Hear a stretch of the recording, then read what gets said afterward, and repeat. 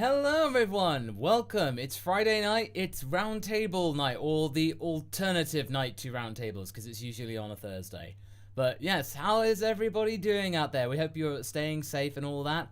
And we also hope to ask, have you listened to Up on the Lookout yet? For those of you who don't know, Up on the Lookout is our brand new podcast that Haverock and I have started doing. And you can find the link to it, I'm just typing out literally right now. So, typing it out right now so you can go there. That's where you need to go.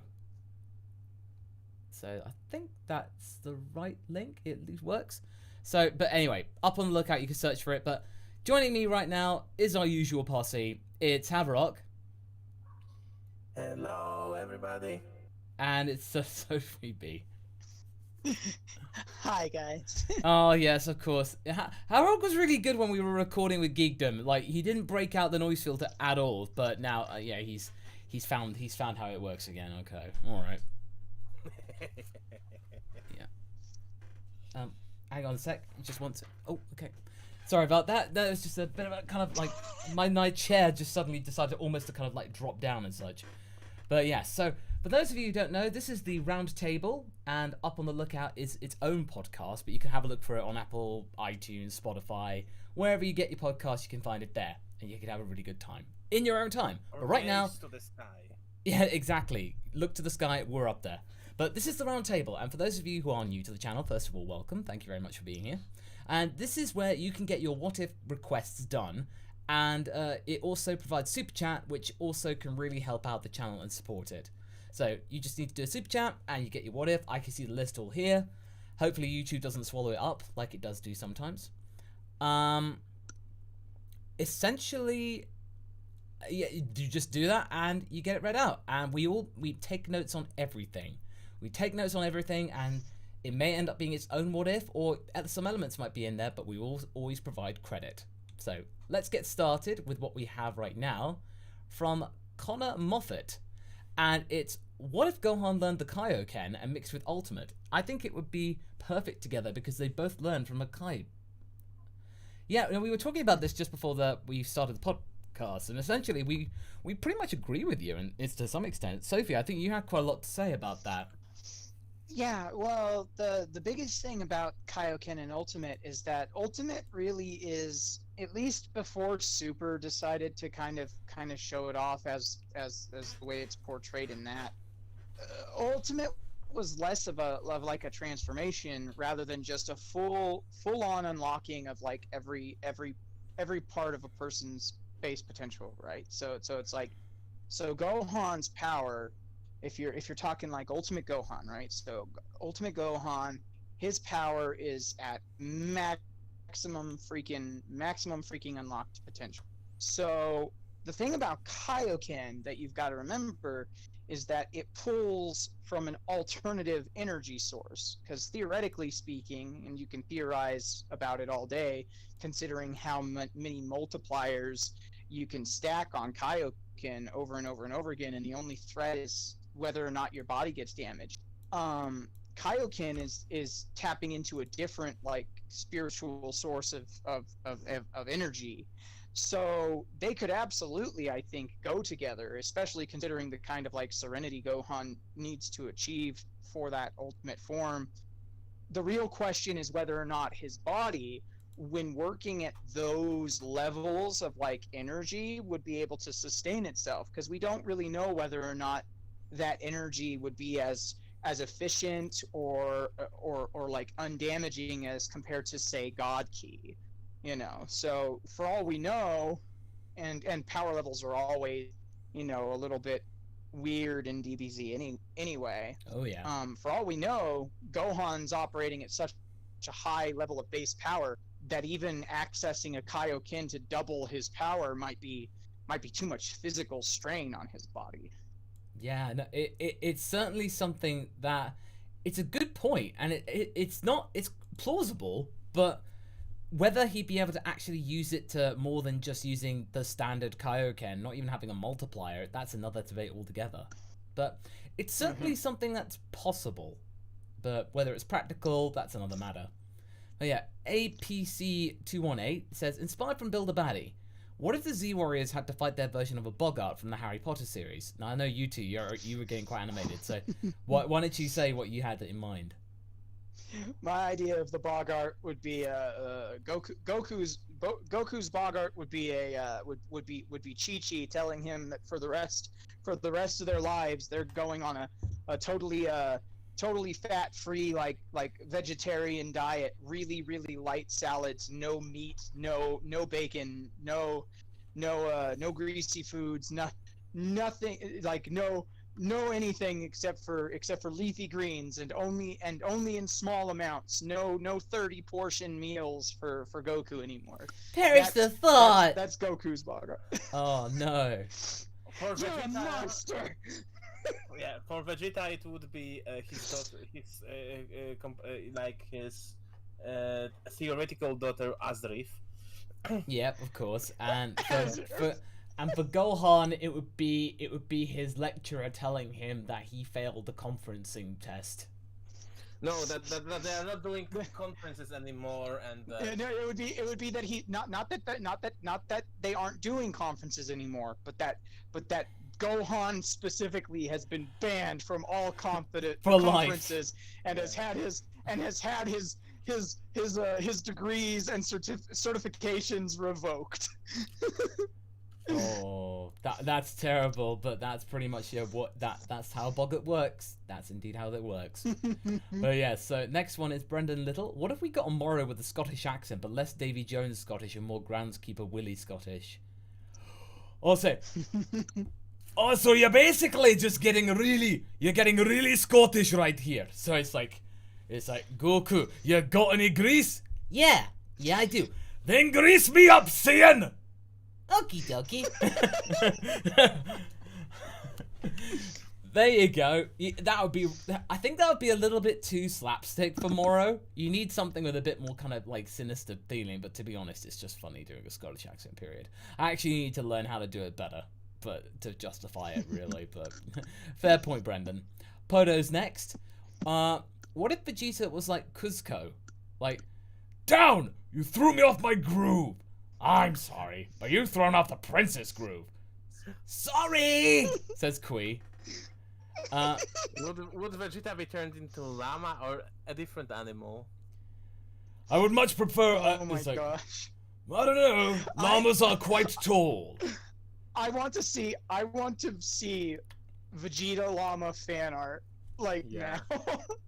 I want to see Vegeta in llama form having a quest with like let's pick somebody other than the obvious, like Goku or one of the Z fighters. Let's go with like Nappa. No, not Nappa, because he's obvious, right? Yeah. So you want somebody like Yajirobe, right? Yajirobe, yeah. Yes, Llama Vegeta with Yajirobe. That's it. Yes. Oh yeah, it's all coming together. Oh yeah. All right, Chris So G's Frieza Isma then. Yeah, Chris G. Oh god, yes. Nappa's Oh my god. Nappa will deliver. Alright, Chris G's next. What if Cooler was also revived in Revival of F? Well, if Cooler was revived, he probably would actually just like stick around, wait until see what Frieza does, and then probably intervene, just to kind of like act as the final boss. It's like, you think my brother, was bad and stuff like that. Because I think they would train together, as they are not beyond that. Like, I think that, like, just for to keep each other in check, they would train. And it would depend on where he showed up. Yeah, I think that I feel that if they train together, like, Cooler would totally perfect the golden form and didn't told Frieza about the stamina drain. He would get the true golden Cooler before Frieza and was like, "Oops, I forgot to tell you, brother." It's like, if you could do it, then so can I. But better. Exactly. Yeah. Oh, by the way, Nerd King's just dropped by, so yeah, good to see you, Nerd King, and thank you for the contribution. Really appreciate it. Hi all, I hope you're well. Thank you. What if Pri really was, or Kui was really Vegeta's rival? I don't mean turned good like he survived Namek and took similar training to reach Vegeta's level of power. Like truly be the prince's rival, not just talk. Okay, Nerd King.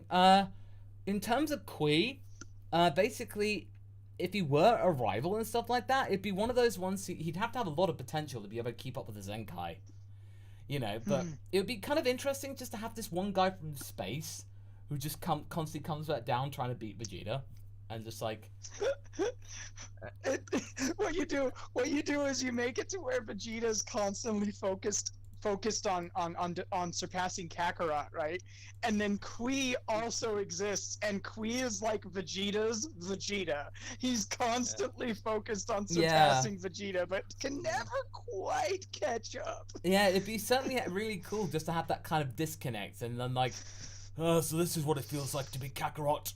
Feels kind of awesome. Yeah, good point, Nerd King. And we would be like, Kui will say, "Smell ya later." Yeah. After every time they. Of course he would. Of course he would. This is the 90s dub. Of course he would. But yeah, no, thanks very much, Nerd King. Next one up is Podo again. What if Kakarot's pod crashed through Kagome's family shrine thing and accidentally dumped him down the well, ending up in Inuyasha time, where he's raised by Shishomaru? Please no bump on the noggin. I'm really not really versed in Inuyasha, but right now, to be honest, he probably would end up just being kind of like, you know, he would be kind of like the mascot character, and they probably would end up just like him and Inuyasha would pretty much like get on in some way. Well, the problem with the first assumption is that he would be raised by Sesshomaru, because if you specifically don't want Goku to bump his noggin, then there's really no reason that Sesshomaru would take him in, especially considering as a wild animal child. He would probably remind Sesshomaru far too much of Inuyasha for Sesshomaru to even consider for even an instant taking him in. But if he did bump his head or something like that and acted a bit more like, you know, a bit more calm and stuff like that, and was just a kind-hearted boy or whatever, you might see something similar to like what happened with Sesshomaru, and where like he kind of sort of takes pity on the person and has them tag along and doesn't want to admit it, but kind of likes having them around. The biggest thing is that it's hard to do something with that just because you would lose out on so many of the relationships that make Goku, that the character would develop so differently as to more or less just be a form of Goku clone that doesn't really have his actual like characteristics, because Goku is heavily shaped by his relationship with others, including but not limited to, you know, Grandpa Gohan, Bulma, Yamcha, Master Roshi, Krillin, especially. Those bonds that he makes really defines Goku's character. So what you'd be winding up with is a character that looks like Goku, but isn't really Goku. Yeah, in the way that we know him, certainly. That is a fair point, Sophie. Well made. Alright, Chris G's next. What if a newly hatched Piccolo Jr. rejected his father's legacy and chose to pursue a rap career? Also, what if he challenged Goku to a rap battle? Well, knowing Goku, he would just think, okay, we don't have any ingredients. What? What are you talking about? You know, a rap battle. You know, you gotta get the tortillas, you gotta wrap them together, you gotta like pick the ingredients, whether you're gonna like pick in yellow rice, regular rice, what kind of beans you put in. Take a little work, Piccolo. I can't what? So, I don't eat food, Goku. Well, that's not my problem. Well, anyway, if you don't eat food, then I've already won. Why are you even here? Why are you even trying, Piccolo?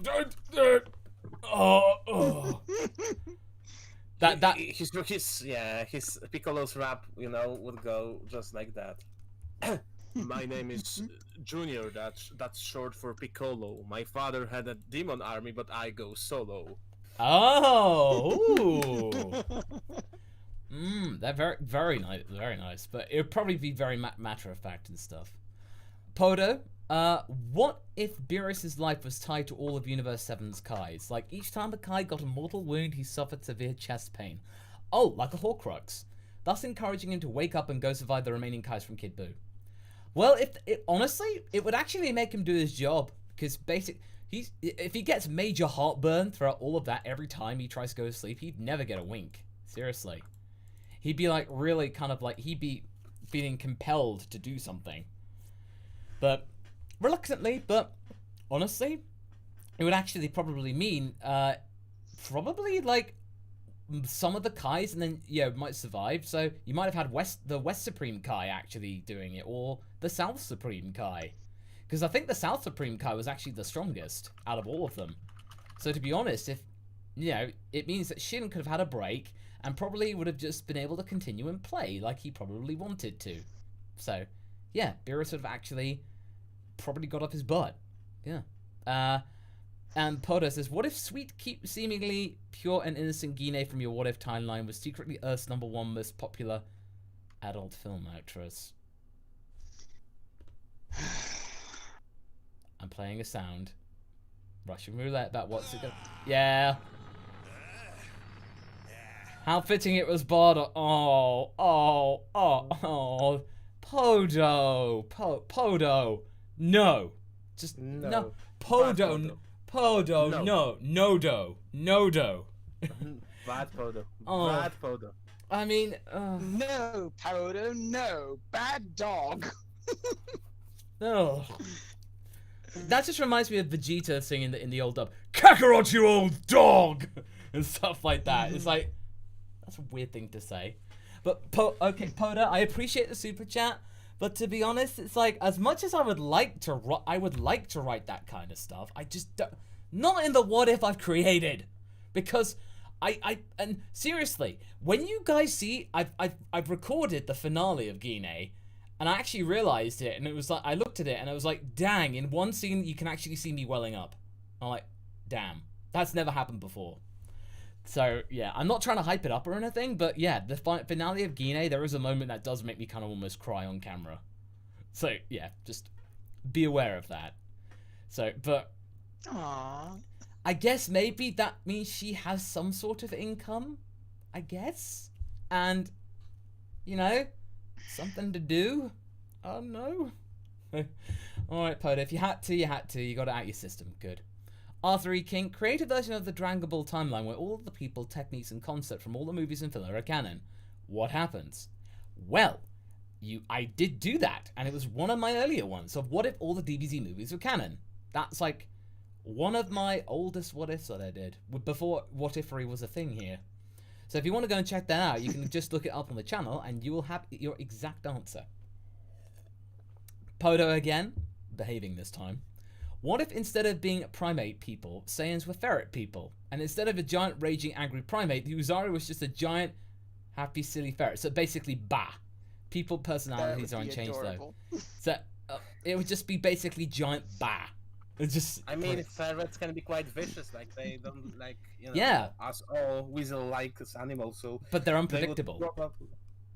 So they probably would catch their prey with their teeth and just crush them into the ground. They would be even more terrifying, to be quite honest. Yeah, in a way, actually. So it could break you. Like I'm gonna break you, Kakarot, with my ferret powers. Is this the legendary super ferret? Oh, and just that. Behold my giant ferret form. It kind of looks like a penis. Oh my god! Oh my god! Jeez. We started pretty early today, guys. Yeah, it's a Fezaru or something like that. But yeah, Podas again. How different would this is actually a continuation. How different would Frieza treat them, and what happens? Probably he would be just like, he'd probably be wearing gloves all the time, because he's just like, oh, those ferrets are so cute sometimes. Bite. Oh, bad ferrets.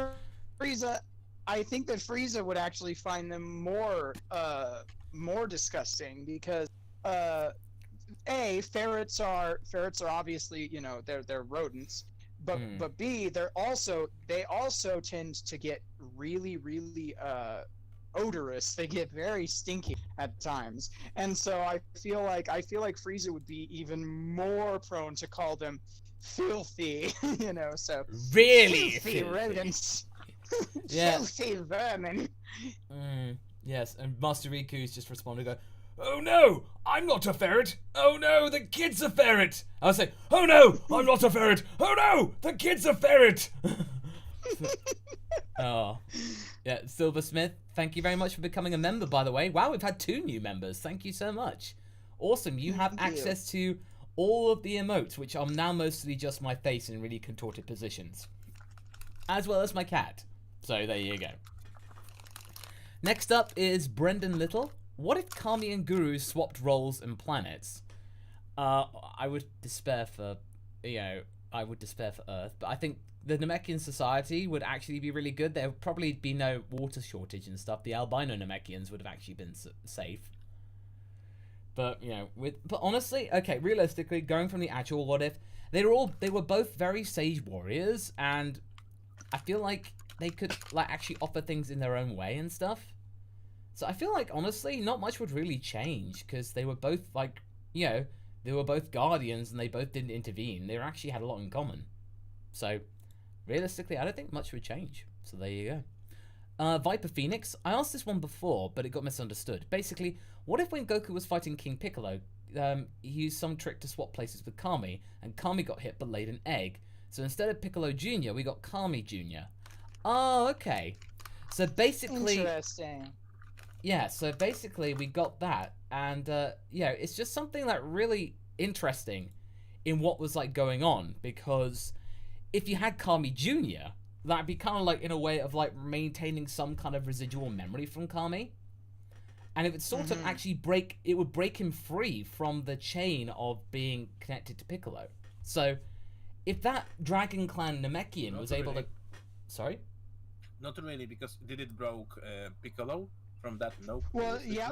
I mean, technically, because Kami can't Kami die without killing Piccolo, but not vice versa. Well, I can't remember. Well, if King Kami Piccolo can die without killing Piccolo. Well, King Piccolo passed, and basically, when that transferred to the Piccolo Jr. And basically, I'm hearing a lot of rustling on your end. Sorry. So just be aware of that.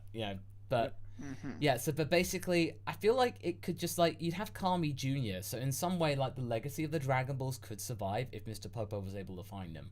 In that kind of sense. Well, and since Kami technically survives in that situation, if he passes on his spirit to his child, the same way that King Piccolo does with Piccolo Jr., then the Dragon Balls would still exist.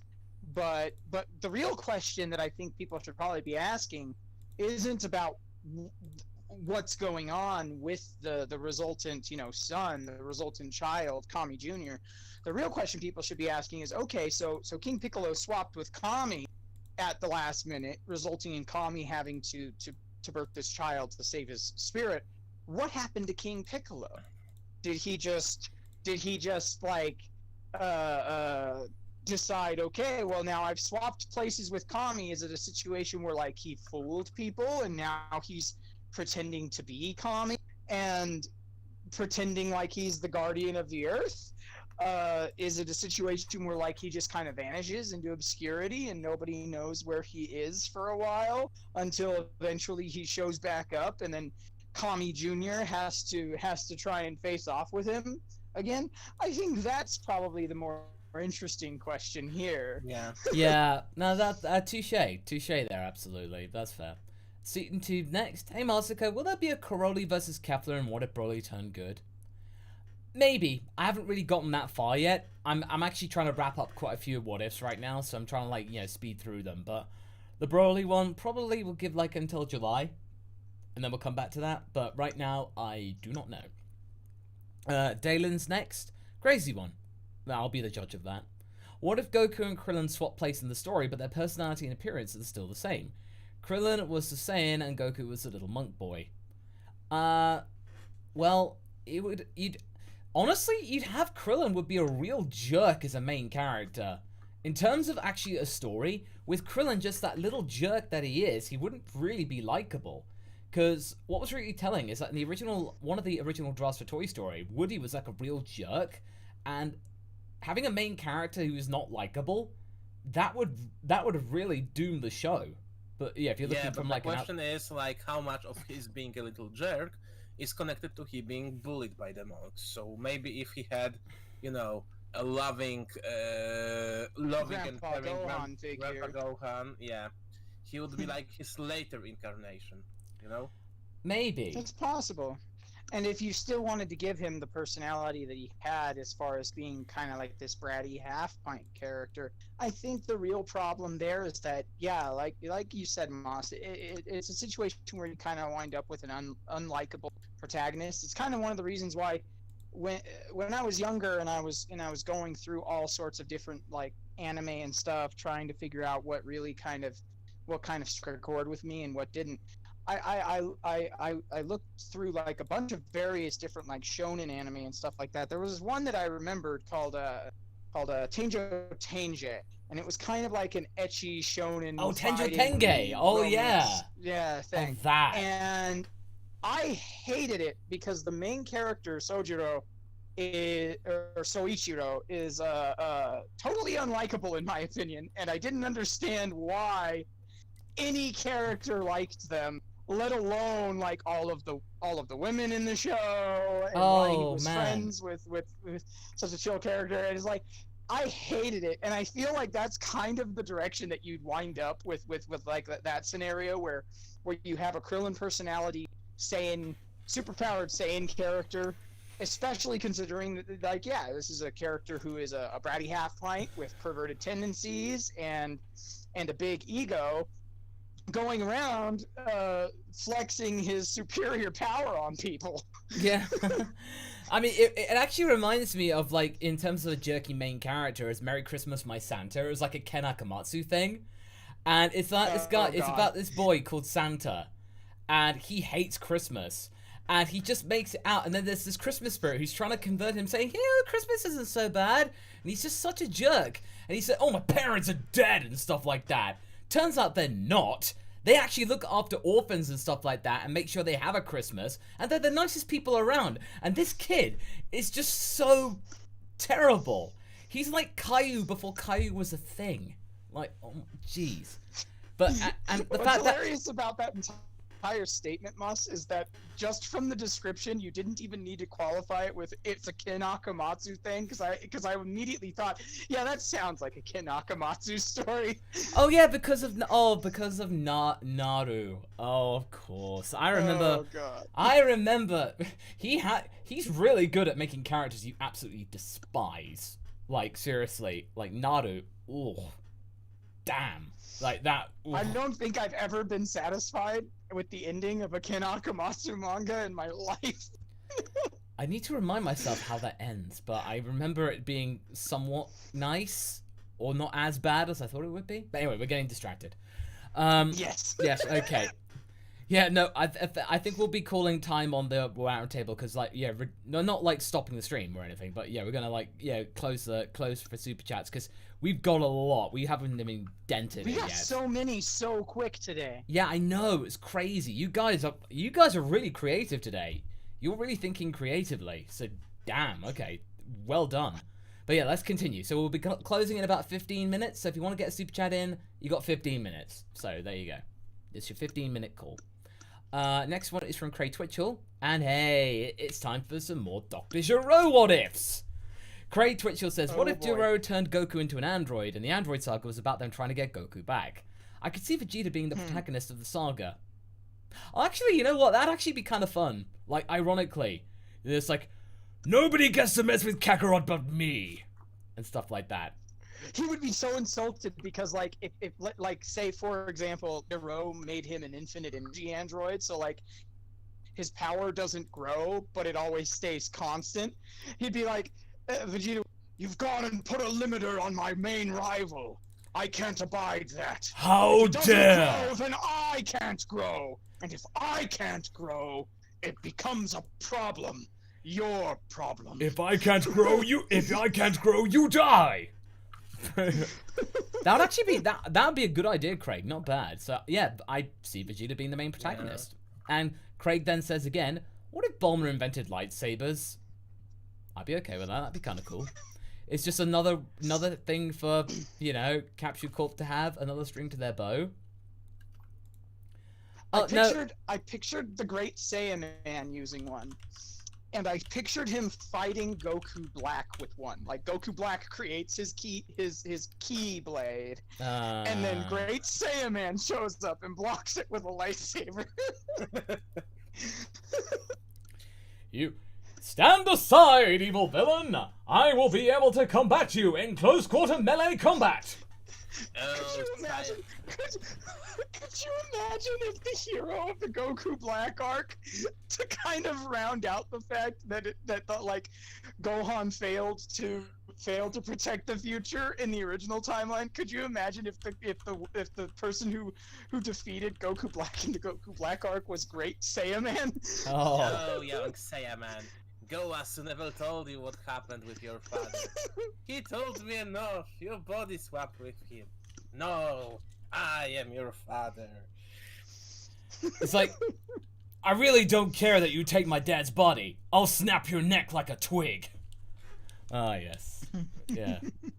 Oh, Kyle and Kakyoin.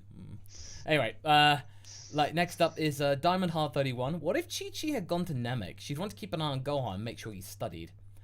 Honestly, I feel like Chi-Chi would just be there nagging Gohan a lot and making sure he doesn't leave the base a lot. And honestly, I think it would have become a hindrance. Yeah, she would have become a hindrance because honestly, and Bulma really didn't do much throughout the Namek saga once they got there. Like, she was. I also think. Oh, sorry, I didn't mean to Oh interrupt. no, it's fine. No, it's fine. Go ahead.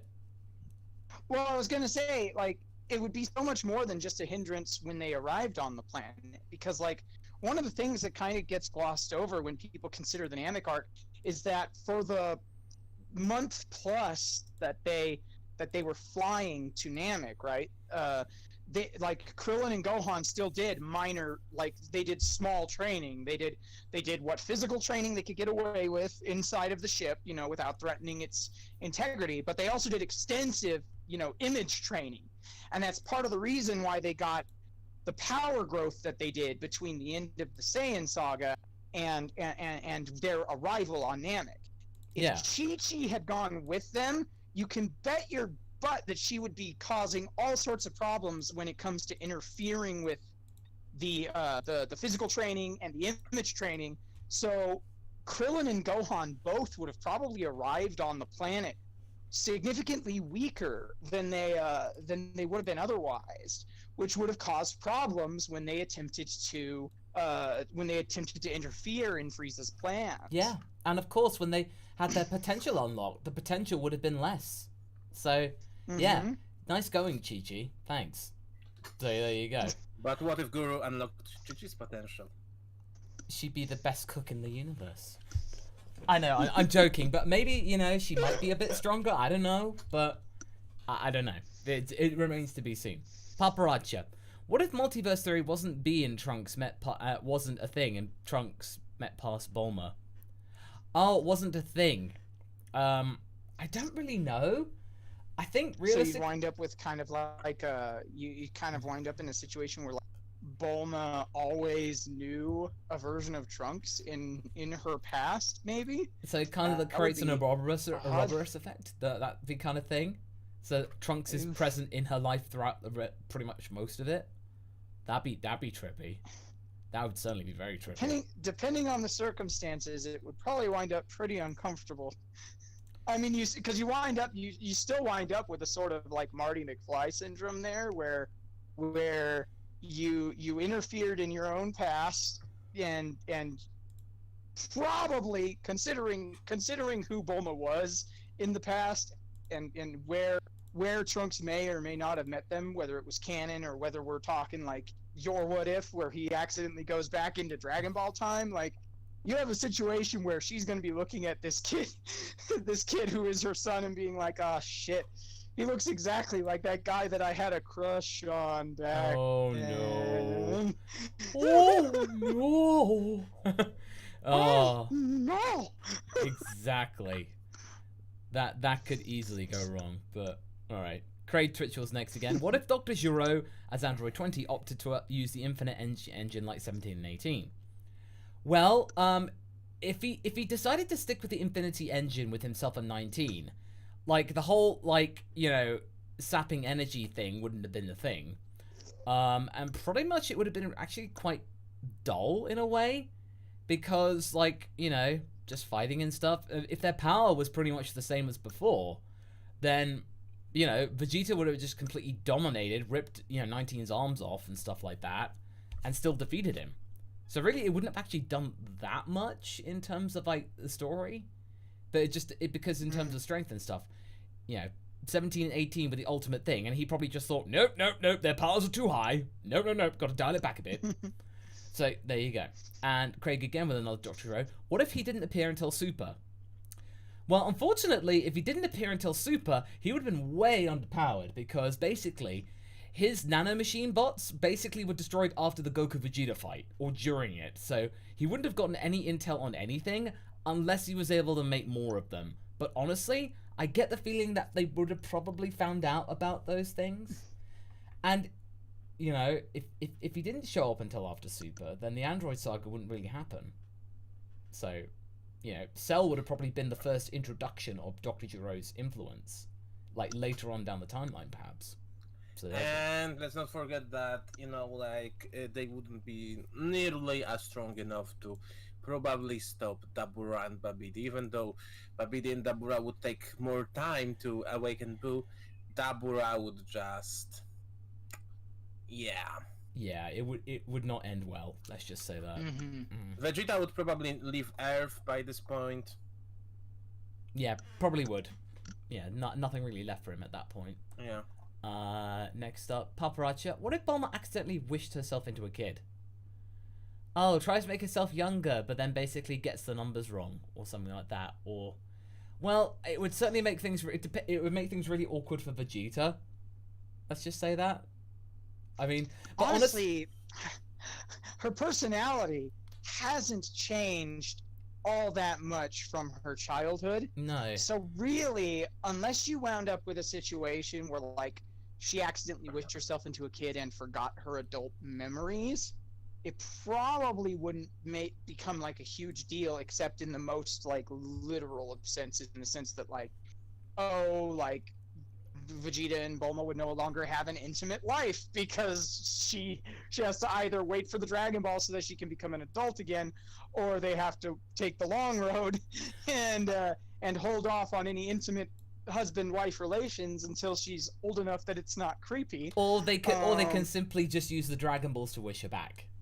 That's what I said already. She either has to wait on the Dragon Balls to wish herself back, but it does create an interesting little thing where you could build it around an adventure that was more akin to the OG Dragon Ball type stuff, to where you would need to add an extra little thing, she accidentally wishes herself into a kid, and the Dragon Radar gets broken because of something happens, right?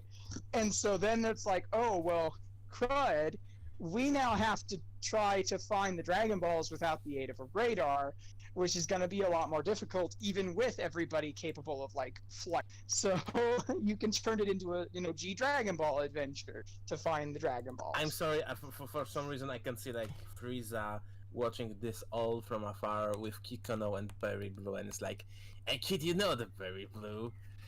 She turns herself into a baby. She's called Baby Bulma. Funniest thing I ever seen. Oh my god. Right, moving on. No, no Haverock. Oh. Alright, let's move on to the next one. It is from Master Riku, and he says, "Hello Master Go, 2 what ifs here. First, what if when Goku was wished back to life it healed him from when he bonked his head? And 2, what if when Goku was wished back to life he regained his tail?" Well, regaining his tail probably would be a bit more logical, because it would just be he basically has been regenerated entirely. So, that I could always see. And with the first one, if that did that, then I would have to play the sound, because that would not end well. he'd probably become more malevolent again, and it would not be good for anyone, really. Or at best. You have to remember that you do have to remember that head injuries do not heal the same way as other injuries. So I know, but this was like getting the tail back might be more logical in this instance. Yeah, but this is Dragon Ball, so you know. This is Dragon Ball. That's true. So at This best, is Dragon Ball. This is Dragon Ball. at best, he probably wouldn't he wouldn't kill his friends, but he wouldn't be like as benevolent as he used to be. So their relationship he would would change. become Bardock 2.0 probably. Yeah, exactly. He would just. I think it largely depends on how much you would define how his memories would affect him as an adult. You know, like if you're talking like something happens in OG Dragon Ball or very early on in the series, like when they wished him back to life after defeating Raditz or something. It's like, okay, well, you got to remember that Goku is a fully grown adult. You know, by this time. He has a lot of memories, happy memories, friendships, stuff like that. He might have like healing the head injury might result in like anger issues or a form of like possessiveness, like different quirks popping up in his personality.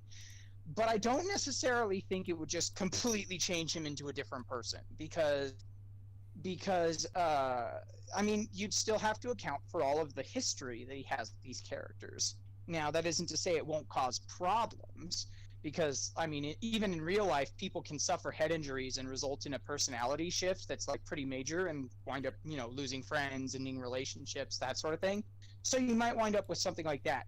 It's a bit more dramatic than I think something like Dragon Ball would probably do, but it could be interesting, you know, for a more, like, personal, angsty sort of storyline.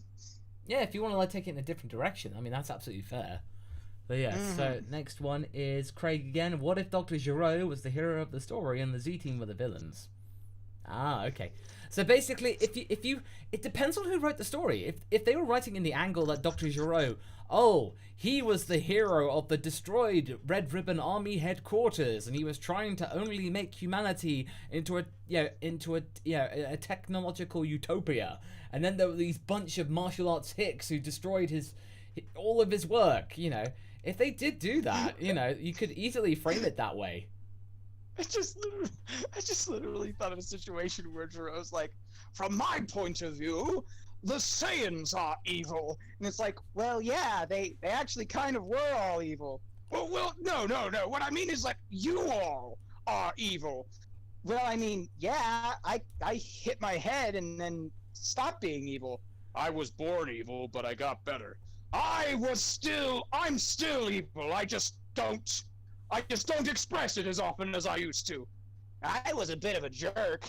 I was evil, but then I changed my ways because I didn't agree with the assassin stuff that was going on. I was just kind of like a thief, but not really evil per se. Exactly. So in a way, it kind of like defeats his argument. So there you go. But it actually kind of makes sense in a way. So that's fair enough. Paparaj is next.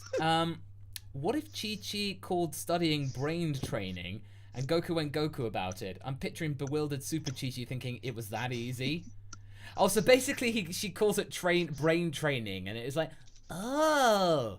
So he's like reading books all the time and all that kind of stuff, and you just see Goku like wearing a pocket protector and glasses after they're just like, they got no frames in them.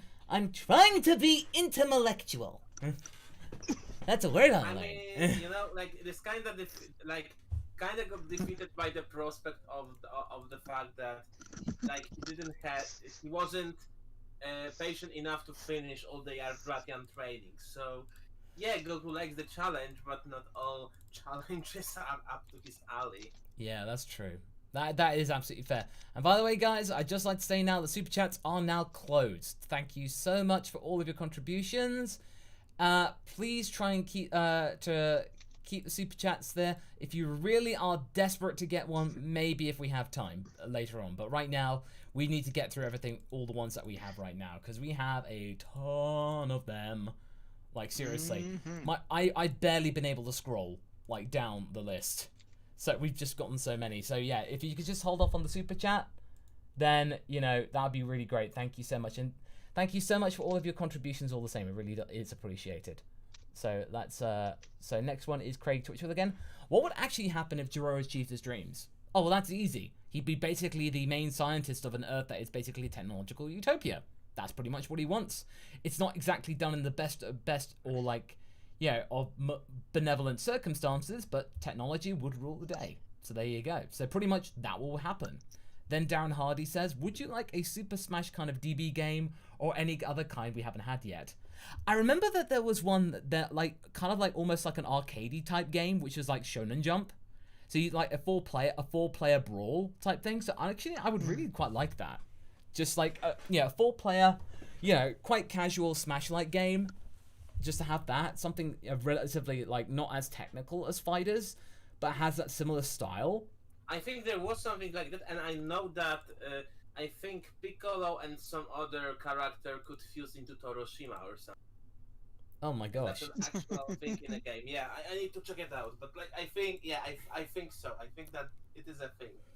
Let me check it out. Well, we definitely have. There would definitely be room for certainly one of that. That's for sure. Next one is Paparazza. Shadow on behalf of Shadow Hog. What if Whis trained Goku and watched Earth instead of King Kai? I asked what if they swap personalities.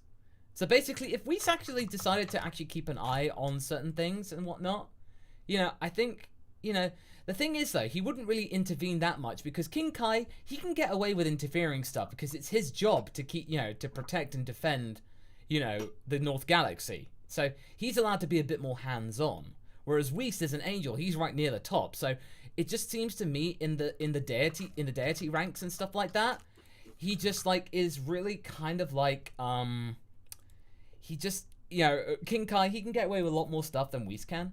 But so really, I think honestly, Whis would not be allowed to do nearly as much as King Kai would do. So it would kind of hamstring our main heroes and stuff. Craig Twitchell's next. What if Kami was secretly evil? Oh, okay. So basically, it turns out that a bit of King Piccolo was in him the whole time. He would have to have some kind of grand plan and stuff like that. Like maybe he knew about the heart virus and stuff and he could have told everybody about that in the original timeline. So in Trunks' timeline, he knew about the heart virus and could have said something, but then he goes like, psych, I've been working with Dr. Giro the entire time. Because this is a Craig Twitchell what if request, so I've got to throw Dr. Giro in there somewhere. But yeah, it could be like that. Dark Cloud Alpha's next. What if Zamasu had made Black his own personal GOD?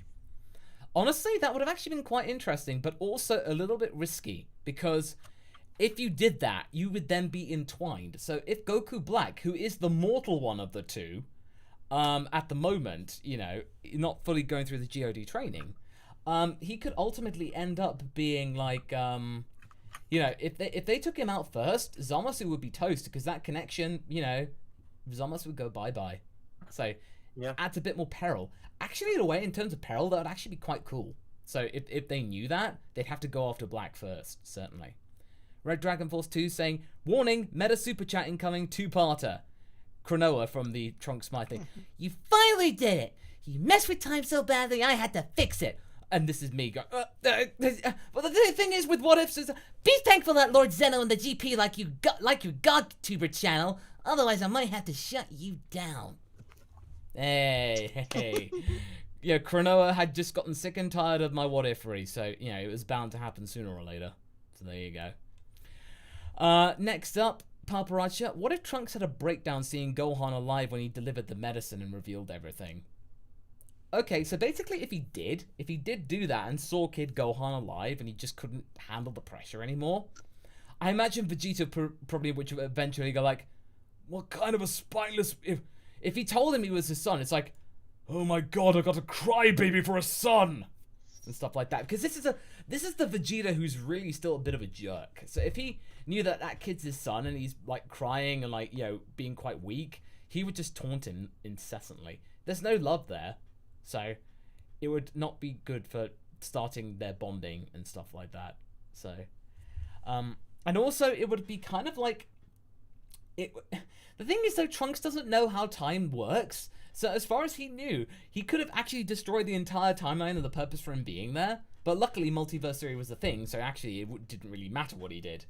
So, it just like it would have acted. It was just been like it would not have been good for Trunks and Vegeta's relationship. Let's just say. Master Riku's next again. What if Bardock is alive? It was brought up in another video that he wasn't seen in Hell when all the residents of Hell were watching Goku and Kid Buu fight. So he's either in heaven or he's alive. Okay. Well, yes, of course, because he's the Masked Saiyan. That's why he's alive. Yeah, of course that's why he's alive. No, you guys don't understand. He is alive, but he was sent back in time. Oh. To primordial planet. And he is there with those strange creatures. Yay! Everyone's favorite alien, right? Exactly. He's just with them, of course. That's where he is. Yeah. Totally. Yeah, absolutely. Brother Roga, regarding some what ifs of yours and some original characters therein, mainly those regarding Good Boy Zamasu and Frieza, there's been some confusion regarding the spelling of their names. So what if we got some definitive spellings of some characters who've shown up in this series? Maybe get them to add any follow-up videos in this series, like, is it Dekrath or Dekrath? Keat or Kit? I can give you some of those right now, Brother Roga. So I know what these ones are.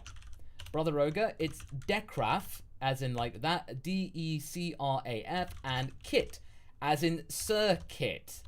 So there you go. As in, it's a microchip because he's a junk trader. So Dekrath and Kit and stuff like that. I do try some. So if somebody guesses the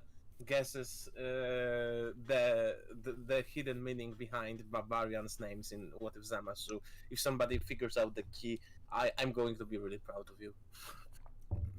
I know you told me Havrok, and as soon as you were like, oh man, that's good. These names aren't incidental, guys. They're references to something. They are a reference indeed, absolutely. Dark Cloud Alpha, what if Dr. Giro had been hired by Capture Corp? Nani? A Dr. Giro, what if and it wasn't Craig? So yeah, if he'd been hired by Capsule Corp, it would have to be on like some kind of thing. We are hiring you on the condition, like, if you do anything, if you try anything funny, we got a Goku that can take you out. But then again, at the same time, if this was in the past, then maybe Jiro probably might not have been as malevolent. It depends on whether he was allowed access to great technology and Dr. Briefs actually took him seriously. So it would all depend on that. So if he was actually allowed to do what his intentions were, he probably would have actually not been as bad. He probably would have still been very weird and a bit creepy, but Dr. Briefs, well, I gotta say, he's actually a little creepy, but he gets results. You know, productivity's up, and as far as I'm concerned, he's a good man. He likes his whiskey. Very, very talented man, very man of culture. So, there you go. He's just a bit strange. That kind of stuff. Paparazzi, what if Gohan learned multiform and tried to Boruto's dad his work-life training balance problem? You know what? He could actually do that, and I think he would try and do that. If he learned Triform, he would be like, but then that's it. Oh man, well, okay, I still gotta prioritize about which one I do. Like, which one do I go to, and then which ones do I send the clones to? But if I send the clones to them, does that mean I don't care for them as much? Oh no! Like, that kind of stuff. Like, if I, send a clone to look after Pan, does that mean I don't love Pan? Oh my god, I need to write a conference speech about it! Like, stuff like that. He'd never get anything done, because then he'd be worrying about prioritizing. Like, He never actually addresses his problems, he just writes them out as academic essays. Exactly. So it's like he figures out the solution technically, but he doesn't actually put it into practice. Exactly. Craig then said, Craig's got one now, said, what if Cronoa got involved when Trunks first time traveled? How would that change the story? It probably would depend. If Trunks had actually done his thing, and then gone back and forward, back to the present, and Cronoa intercepted him on the way back, then it probably would mean that Trunks wouldn't come back to the past. And probably Perfect Cell would have shown up a bit earlier because no one would have been able to stop Vegeta. If she actually arrived at the same time, it would depend on whether she was intercept him before he could actually tell anything, and then wipe the memories of the people in the past. But either way, it's a bad ending for our heroes. wouldn't she also stop Cell because technically he would also be using time machine? Probably, you know, she would probably like say, "Okay, kid, fess up. How many time machines are there?" Like, pretty much, she'd be like saying, "I'll let you go. I'll let you go with a slap on the wrist if you tell me how many time machines there are." And then she's like, "Time machine? What? You've been messing with time and you don't even know how it works? Oh my god, you're such an amateur." Like, "Okay, for now, you're gonna come with me and clean up this mess." Like, right now. And then basically just go through all the time things, and anytime there's a time machine, she would just, like, destroy it. And it's just like, "Ah, yes, now I've come back into the past and be able to come truly Who are you, kid?" "Hey, your name's Cell?" Yes. Bye-bye." "Wait, well, that takes care of that." Just like, I can imagine just, like, completely decimating time. I like writing for Chrono. Writing for Chrono is fun. That's always good. Okay, next one is Master Riku. What if all the what ifs started showing up in this DBZ universe as shorts and full episodes? If that actually happened, if somehow, like, if that happened and I recognized, like, something in Dragon Ball Heroes as something from my what if thing, there's nothing really there's nothing really I can do about it, to be honest, because it's like, yeah, technically a fan who creates content, they're being like allowed to do that by the good graces of the actual intellectual property owner. They don't really have a legal recourse. I mean, you could technically sue them, and maybe if you had a good lawyer and maybe you could make a really, really good case, maybe you might win. But in all honesty, even a lot of fan content in general is something that would be that's questionable as far as all of that goes. I mean, fair use only goes so far. yeah, exactly. Yeah, it's just like, yeah, it'd be nice and it'd be really cool to see, but honestly, there'd be nothing I can do. So yeah, just yeah. By the way, guys, if you listen to iHeartRadio, you can find the Up on the Lookout podcast there now. So that it's been added to iHeartRadio. So there we go. So if you want to find it there, you can find it there too. Just so you know. Okay, next one is Philip Perkins. What if Gohan found his balance immediately after the Buu arc? Well, we wouldn't have the whole thing in Super. Like, he'd be able to actually have a good understanding about training and stuff like that, and being with his family. So boom, there you go. None of the whole thing about him, like, you know, having all that stuff. And in Resurrection F, he would have actually been really effective against Frieza in his first form. Yeah, in his final form and stuff like that. Maybe he would even give some, like, a decent fight for Beerus, you know? Yeah. Not as good as Super Saiyan God, but, like, Beerus might be quite impressed. It would just be enough for him to go like, you're not the worst one here. So it's suddenly enough to make Beerus go like, huh, this is the Super Saiyan God's son. He's alright. So just kind of like that. Sean Diva, what if the Bloodsuede machine in GT turned Vegeta Ikari instead of Uzaru because he didn't have a tail? How would the outcome of the fight have been if it was Super Saiyan 4 Goku and Ikari Vegeta and against Omega? If it were like Super Saiyan Rage Vegeta, in terms of that, the power is really not much stronger than Super Saiyan 2. So in terms of that, Super Saiyan 4 Goku would dominate. Like, totally. That's the thing. It has to be Super Saiyan 4, because that's like leagues ahead of Super Saiyan 2. Unless it's the Broly's Wrathful form. Yeah, unless it's that, then maybe Super Saiyan 4 would have a challenge, but it really kind of depends if it's Wrathful Vegeta or not. So it's pretty confusing because those two things, I think they're called similar and like they are not the same. Yeah, one of these things is not like the other in that kind of sense. Chrome Bison, alright, what if Launch was a Saiyan mutant who could go from her base form Good Launch to Super Saiyan Bad Launch and vice versa by way of sneezing? That'd be kind of interesting if it was like a different kind of Saiyan. Like, you know, if it was just like, for some reason there was this kind of genetic mutation. The Super Saiyan thing kind of like activated in a different way, but then could go backwards and stuff. And it wasn't necessarily power, but personality. So it would just be like a variation in a genetic, you know, kind of like adaptation in that kind of sense. That'd Blue be kind of neat. hair, you know, like the Tuffles. like the Tuffles, yeah. Oh, like so the she could show be like a that- Tuffle Saiyan hybrid. Yeah. That'd be interesting. Cool. Red Dragon Force 2, on behalf of Chihuski419. What if Lapis and Lazuli joined the Hermit School and fought in the 22nd World Martial Arts Tournament? Lazuli marries Krillin after the 23rd tournament, and Marin is the same age as Gohan. Well, the thing is, though, back in that day, they would have been like little children, like, or even if that, because they're meant to be 19 around the time of, like, they're teenagers roughly in the Android Saga. And granted, they may have been taken at a different time, but it's never really been shown. But if that, say, they hadn't been found by Jiro yet, like, they probably would have actually been, like, only children. So it really depends on whether, it actually worked out and that stuff. Or whether they were actually inclined to be martial artists. But if they did, then I guess maybe they would have actually, Krillin and 18 would have had, or Krillin and Lazuli would have just been in a relationship much sooner, really. And if their personalities were similar, then there you go. Not much really would change. Joe the Medical, can we get a what if Frieza was reincarnated as Vegeta's daughter Az-Zero, please? Okay, maybe as like a bonus April Fool what if, like as a quick one and stuff like that. Just Frieza with pigtails. Something like that. Craig Twitchell, what if the entire Z team fused together?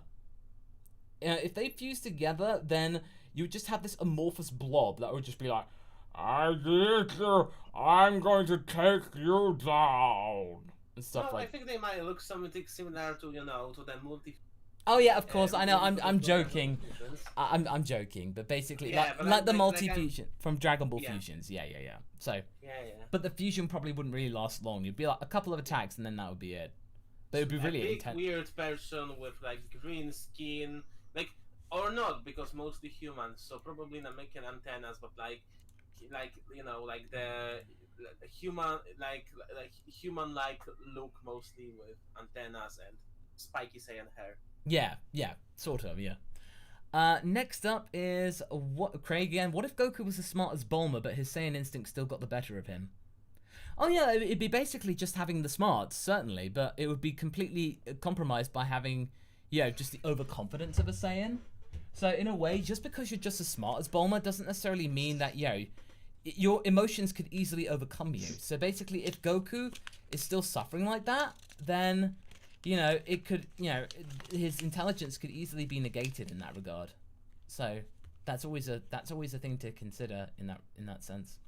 Next up, Red Dragon again. What if Yamcha joined Goku and Krillin getting magic plants?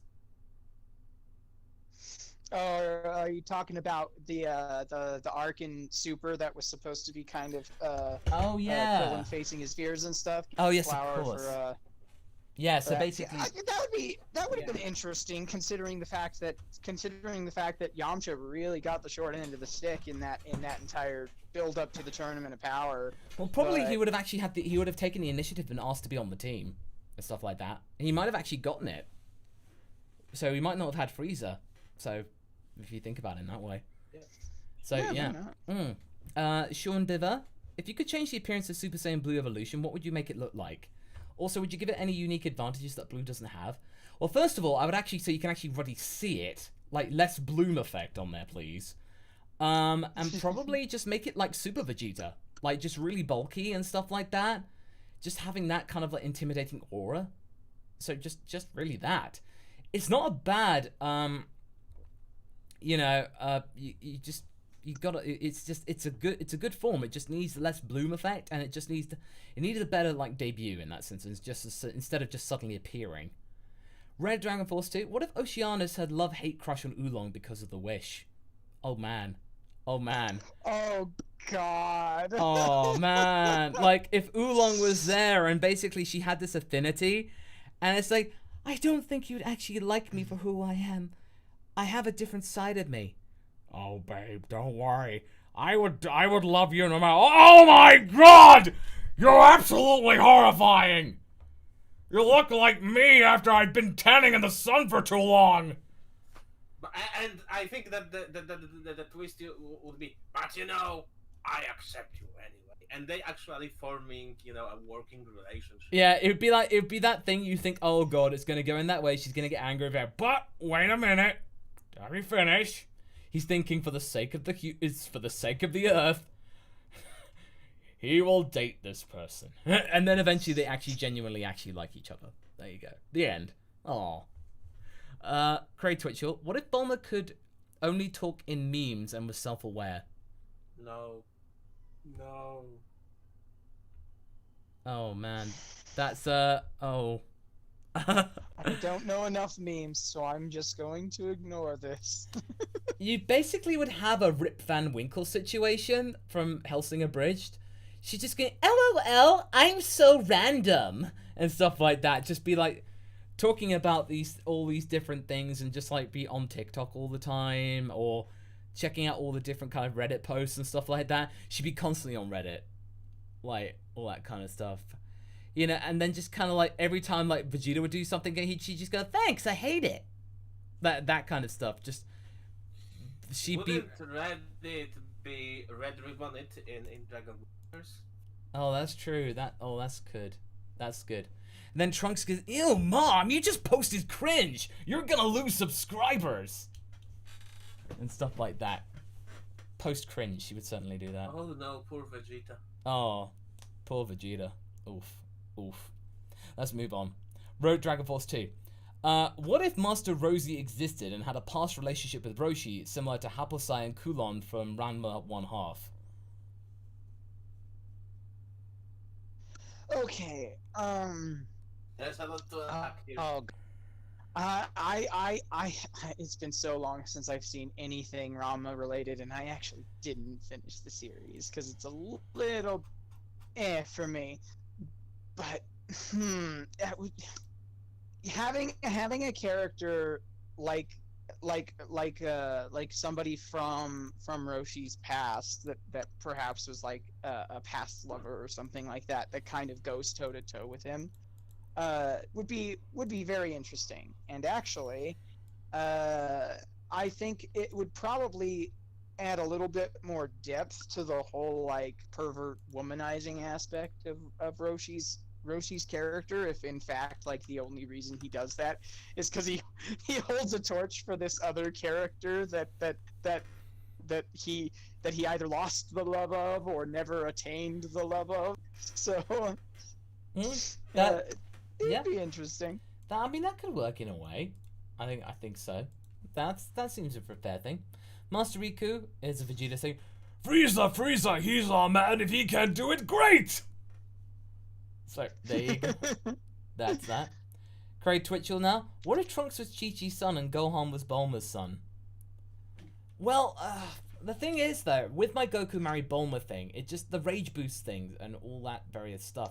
Like, if Vegeta and Chi-Chi had Trunks, they wouldn't be named that way. They would be named differently. Because, obviously, why would Chi-Chi named, Trunks? And Bulma would name her son Trunks. So, in a way, they are the same in that sense, except, with a different kind of name for Vegeta and Chi-Chi's kid. But in terms of, if you're going for, like, raw personality and genetics and stuff, then Bulma would have to deal with the rage boost from Gohan, and Trunks maybe would have, like, the family dynamic would probably just be a bit more homely. Like, he'd be less of a spoiled brat, I guess. Yeah. And Nick Will says, PSA, I think you can block words, phrases from comments and chat. That way we reduce risk of unsavory questions asked, like what banks Saiyans go to. Yeah. Admittedly, there are some words that I do, but only because of the thing I read that, some comments can get videos demonetized.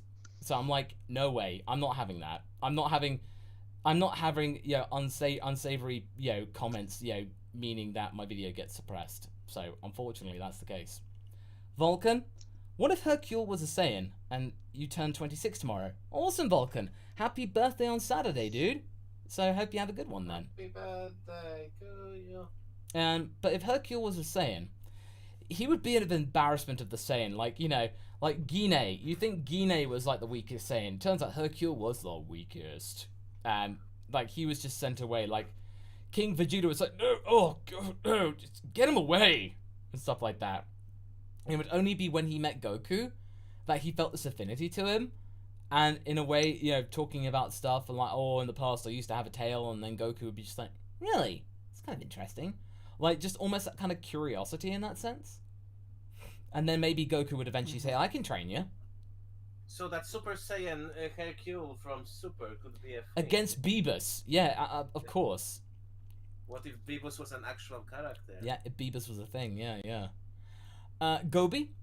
What if Goku and Krillin got together with them pan-romantic in terms of love? Maybe they'd ask Shenron to craft a newborn Gohan from both their genetics. Okay, so basically sort of similar to what we did with Goku was female, but, I mean, that's totally possible. I mean, the dragon, if the dragon can basically melt ice from, like, loads of these things, I think he can craft a child based on two people. So, yeah, it's totally within the powers of Shenron to do that. Whether Toriyama would actually do that is another matter. But as far as I'm concerned, yeah, in the logic of the show, it checks out. So I'd say it checks out, certainly.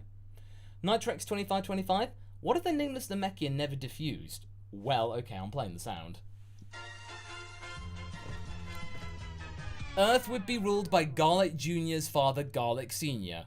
Apparently Garlic Sr. had a kid. I don't know. Not really sure about that, but yeah, Garlic. It's surprising how many people ask this question without considering the fact that, like, him defusing, him removing the evil from his soul was the entirety of the basis of the test given to him by the previous guardian of the Earth. So if he refused to do it, that would pretty much negate the test as a failure on principle.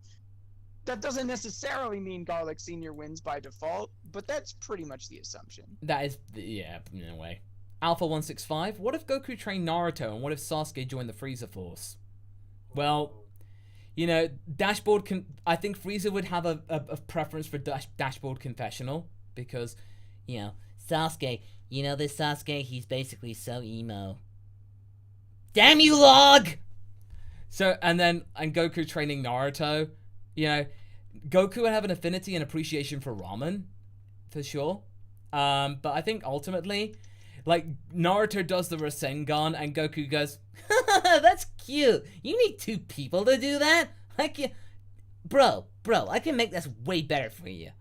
Like, Goku would just be like, I could teach you way better things. So, in that sense. Nick Wolf, I think Gine would go to purgatory at least. She didn't fight, but she was complicit with what Saiyans did. Evil by inaction, banality of evil and all. If you're talking about the one from Dragon Ball minus that Gine, she probably would. She probably would be allowed to at least keep her spirit in that sense and not go to hell. Like, but probably just be like on probation. So she wouldn't keep her body, that's for sure, but she would certainly not be sent to hell. So, yeah, she probably would just be allowed to, like, have her soul still as a cloud, but only be kept a close eye on. And keep in mind that, like, the way we see hell in the anime and later incarnations, like, most of hell we see in the anime, like, with all, all the villains watching Goku fighting Boo, is the filler material. So I think that the current consensus is that hell is more of a personal hell for the. Yeah, that seems about right. Yeah. Really quickly, guys. Okay, I just want to cut in because Lucia Lobosfia just sent me a message on the Discord. She said she has a question. What if Bulma had led the expedition to Namek, since she's the scientist? And I gotta say, Lucia, you're 100% right. Bulma was the scientist. She should have been in charge of that entire expedition.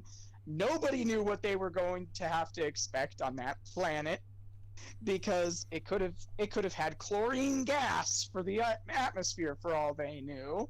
And her just getting left behind to sit around doing nothing. Although I guess she did have a giant crab battle, but her being left behind just to sit around doing nothing was totally unfair, and her character deserved better. Yeah. Yeah, Actually, touche there. touche. Alright. Yeah. Master Riku is next. What if wishing someone back to life only could happen through reincarnation? Which of the younger Z fighters do you think Goku might be born as? Oh, it would be Goten, certainly. And, because of the hair and stuff like that. And, yeah. So, it would be Goten, but just through the spirit and the spirit of his father, almost. So, it would actually give him some kind of personality to work with, certainly. But, okay. Next one. Red Dragon Force 2. Would it be easy to keep Roundtable at Fridays if it clashes up with Up on the Lookout? Red Dragon, no, usually we do Roundtables on Thursdays. It's only because some of our schedules were conflicted today, this week, so we just moved it to Friday, so that means all three of us could be here. So yeah, it's only a temporary fix, so don't worry about that. Plain Air 92. What if Videl was stronger than Gohan? Oh man, that would be a funny subversion there. Like, Gohan just thinks, oh, Videl's just another human. Oh, she's not all that strong. She warps him around the head and then basically just gets completely taken by surprise. And like, where did you get this power? And like, she doesn't know, but she just like, that kind of like amnesia type stuff. Like the mystery of Videl's strength. That would actually be a nice little kind of side story. Not from a Jedi. No. Yeah, and like seeing Videl versus Popovich in that would be. Oh, Spopovich's head would do more than just a 180. In that sense. Column. What if the order of the Buu fights were different? Like Gohan, Vegeta, then Goku instead of Vegeta, Goku, then Gohan. I think probably it would have actually saved Majin Vegeta, or at least it would have happened a bit later on, because like Gohan would have fought against Pui Pui. He would have won, obviously, because that didn't obviously take much. Vegeta against Yakon, and then Goku against Deborah. So, I think probably, like, Babidi would have had to come up with, like, different means to try and find. Like, he would probably, if he wanted Majin Vegeta, he would just have to pick the weakest-minded of the three in terms of, like, negative thoughts and just hope for the best. But wait, didn't the question was about the bullfight specifically? No, it was like talking about like Pui Pui, Yakon, and Deborah. Okay. So talking about that. So it really depends whether Babidi has to make a sudden last resort ditch effort, or whether that kind of stuff. Nick Wolf, what if Piccolo and Dende could naturally sense God Ki? Opens the door for both learning God Ki. Piccolo trains to be a God. Dende enhances general, etc. It'd be sort of interesting because if Zalama is anything to go by and was the first Namekian. Like, all Namekians are created from Zalama in some shape or form. In some way, they should be attuned to God Ki.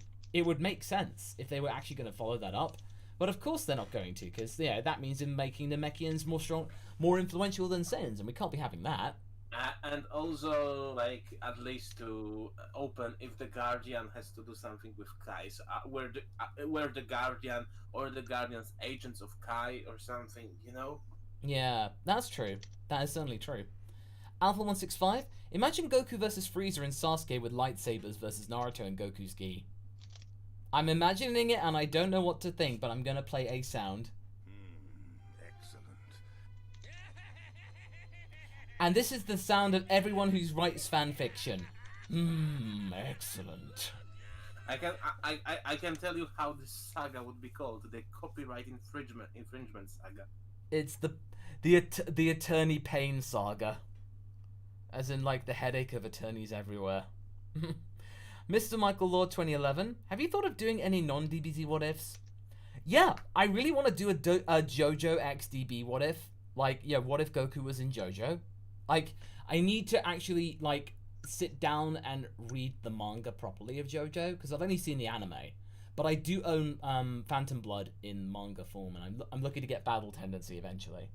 So I kind of like just need to do a bit more research before I look into that. So I just don't want to make any mistakes. Gobi, based off Anahata Chakra and the jade-colored glasses trade, what if Super Saiyan Jade existed in opposition to Rose? Maybe it's an alt transformation for Black. So that maybe instead of that, he just comes up with another accent. Like, I don't know, the randomness for Rose, like Super Saiyan Jade, it would be like a country accent or something like that. Or Welsh accent. Can you do a Welsh accent? So it'd be a Oh, well, you see, I'm a Super Saiyan Jade Goku Black, you see here. Is that... Well, I can't be having all you mortals being all going around all the place. You're just going to cause too much havoc. We certainly can't be having that. Oh, it's not as funny as Super Saiyan Scouse Goku Black. It's not as funny as that, but there you go. Master Riku, if Frieza had a silver form, what do you think that form's abilities would be? Being able to impersonate his brother. Oh, look at me! I'm my brother Cooler! Oh, the big Getty Star was meant to cheat to death! Oh, how could this be? And, like, he would just impersonate his brother. But it's like, unlike you, brother, I did it first. It's like, ah, yes, but at least I still have all my still working organic parts. But in terms of that, the gold form really wasn't that much of a change. It was just that, in my opinion, to actors like him taking the mick out of the Saiyans, like, oh, you go gold, I can go gold too. La la la la, look at me, I'm a Super Saiyan. That was just his way of, like, sticking a middle finger up at the Saiyans. So really, this one would just be like, you know, same kind of things, really. Just being him a bit more humble. Mantoko... Yeah, exactly. Think of the children. Master Riku. No, Master Riku. Mantoko Jackson. What if King Piccolo turned good? Well, it would certainly completely undermine his arc, and that being the first arc of what Dragon Ball actually was, if he turned out to actually be a good guy, that would have been such an about face that would have given people whiplash. Like, going like, what? It wouldn't really have made much sense in that way. But if he did, then I guess maybe it could lead to Kami and him fusing again, and in becoming the nameless Namekian again. So, yeah, becoming like the ultimate, you know, guardian of Earth, maybe? So you would have had Katas made, in that sense. Colin, what if when Vegeta and Goku Black fought for the first time, that chest stab actually killed Vegeta? Well, I'm playing the sound. Because Vegeta was kind of important when they came back to the future for the third time to actually fend off Goku Black. So, without Vegeta there, that would have made things much more difficult, and no Vegeto. So, yeah, that would have been very tricky. Certainly. Our next one is Craig Twitchell. Could you please write a Yu-Gi-Oh! Battle between Goku and Vegeta? The fans need this. Well, I would need to sit down and do this, Craig, but it's certainly something that's a bit unexpected. I haven't played this one. That's a new one. That is a new one. So, maybe, but I'm really not much of a Yu-Gi-Oh! Person, so I need to actually kind of talk to some Yu-Gi-Oh! Episodes in that sense. You may ask X. I'm sure he'll be happy to help. Oh, yes, the guy who my nephews call Yu-Gi-Oh! Man. Yeah. So, yeah, maybe. Moi Orochi, what if the Dragon Balls caused users to go mad if they were abused? Oh, so kind of like some Midas touch type thing? Or like, you know, the Smaug, or like, yeah, the gold from the dragon, that kind of stuff, becoming obsessed with it. So like, if you keep using it and stuff, you basically become more paranoid and like, you know, possessive of the Dragon Balls. So like, if anyone else tries to make a wish on them, you become like really hostile towards them. That'd be something that Bulma would have to take into account every time she wants to make herself younger. Yeah, Bulma wouldn't be so flippant with them. Or frippery, stuff like that. So they would have to be very, very measured and probably like pick different people to do it to like kind of spread the thing and stuff. Nick Wolf, what if Chi-Chi replaced Yajirobe? She fights Symbol, she drinks the water with Goku because she wants to be a good partner, maybe trains with him and Kami? You know, actually that's not a bad idea. So basically if Toriyama gave up on the whole you know, damsel in distress angle much sooner and made Chi-Chi more aggressive, like, if she was the one to maybe somehow take out... Because she probably would have actually been really strong if she actually, after first meeting Goku, asked her dad to train her. Because if Ox King's power of 900 is anything to be believed, then, you know, Chi-Chi could get mad strong relatively quickly. And especially if it's what my little girl wants. Yeah, so... I could see that happening. That would actually look really cool. You know, and Goku would actually be really, really admiring of her. Like, really impressed. Certainly. Next up is Mean Crank. What if the Saiyans and Tuffles were allies? Well, they would still be on Sadala, that's for sure. And the war probably would have ended up with a truce. And basically just, it would have just all ended up a bit more harmonious and stuff. And you would have had a really good, like, a strong and technologically savvy utopia. Yeah, Frieza would have been very impressed, but he would have still blown up the planet anyway, because of Super Saiyans, all the legend and stuff. Just the Tuffles would have been taken down with them. Gobi, based off Anahata. We've actually done that, Gobi. So we were talking about that. So we've done that. Yeah, I think you did that twice. Paparacha, Sophie Ultimate Kaio Henshin. Ultimate Kaio Henshin. Oh my gosh. So that would pretty much make Gohan just the de facto power of the universe, because if he continued to train and didn't hyperfixate on his conferences and stuff like that, then him learning Kaio Henshin from Krillin and the others who have mastered it would pretty much mean that he would have a theoretically limitless power potential. So he goes ultimate, and then puts like a ×10 or ×20 multiplier on that through Kaio Henshin. Like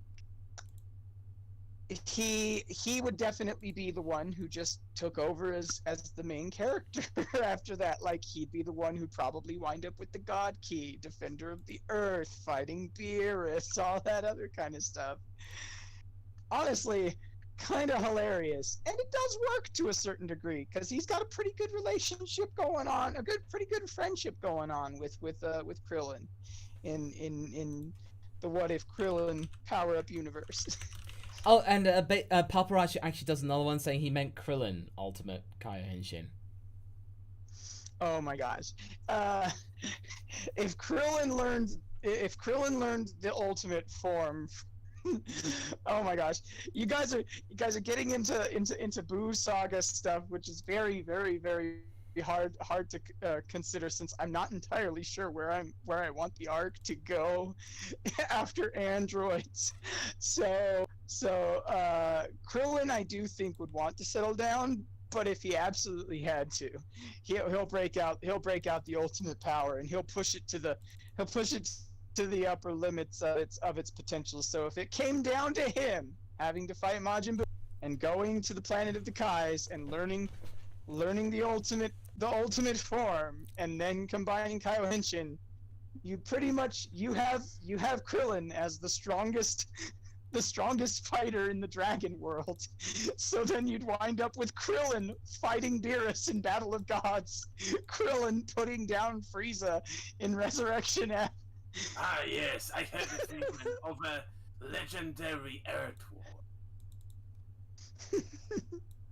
Yeah, that's pretty much it, really. It would just be like, that just major oofs for all concerned, really. Oof. Earthworm Krill. Da-da-da-da-da. Earthworm Krill.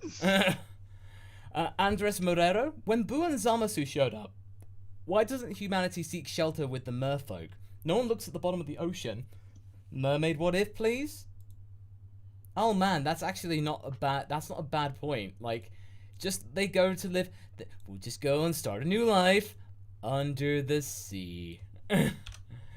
So just like they decide to just go, move under the sea just to try and escape their problems. But I think Boo would find them anyway. Eventually trying to try out fish for the first time. But certainly it would be a very interesting supposition, to say the least. But yeah, so I mean it's a fair point, because the mer people don't see them being affected. So yeah, if it checks out, it checks out. That's easy to say. But they need to listen to remember that the seaweed is always greener in somebody else's lake. You dream about going up there. Oh, that's a big mistake. Down there, in this case. Oh, see what you did there, mate. Column, what if the Goku was like Tolma from a certain magical index, and whatever Ki Blast he touched with his right hand he could cancel out, but he couldn't use Ki Blast himself? So basically Goku would just be used as some kind of defensive thing. Like, he'd just basically be Zahando in that sense, as in like he'd be like, "Oi Krillin, I just used Zahando to get rid of that attack. Crazy, right?" So he would just literally be, Okuyasu, pretty much. yeah. Oi, Kururin! Just, yeah. To be honest, Goku would deserve Sahando much more than Okuyasu did. Seriously. Mean Crank. How would DBZ Goku react if he unlocked Super Saiyan Purple? Stronger and more efficient than Super Saiyan 3, but the user becomes grape flavored. Okay. Boom. I don't know what to think about this. I taste grape. It's like, I'm powerful, but I taste grape. Like, you know, he basically has to put like a peg on his nose. And it's like, yo, yes, Goku, you've come to challenge me. Why are you wearing a peg on your nose? That's no concern of yours, Cell. I'm going to destroy you with my brand new power. You're wearing a peg on your nose. That's none of your business. I'm gonna deck you in the schnoz, peg and all.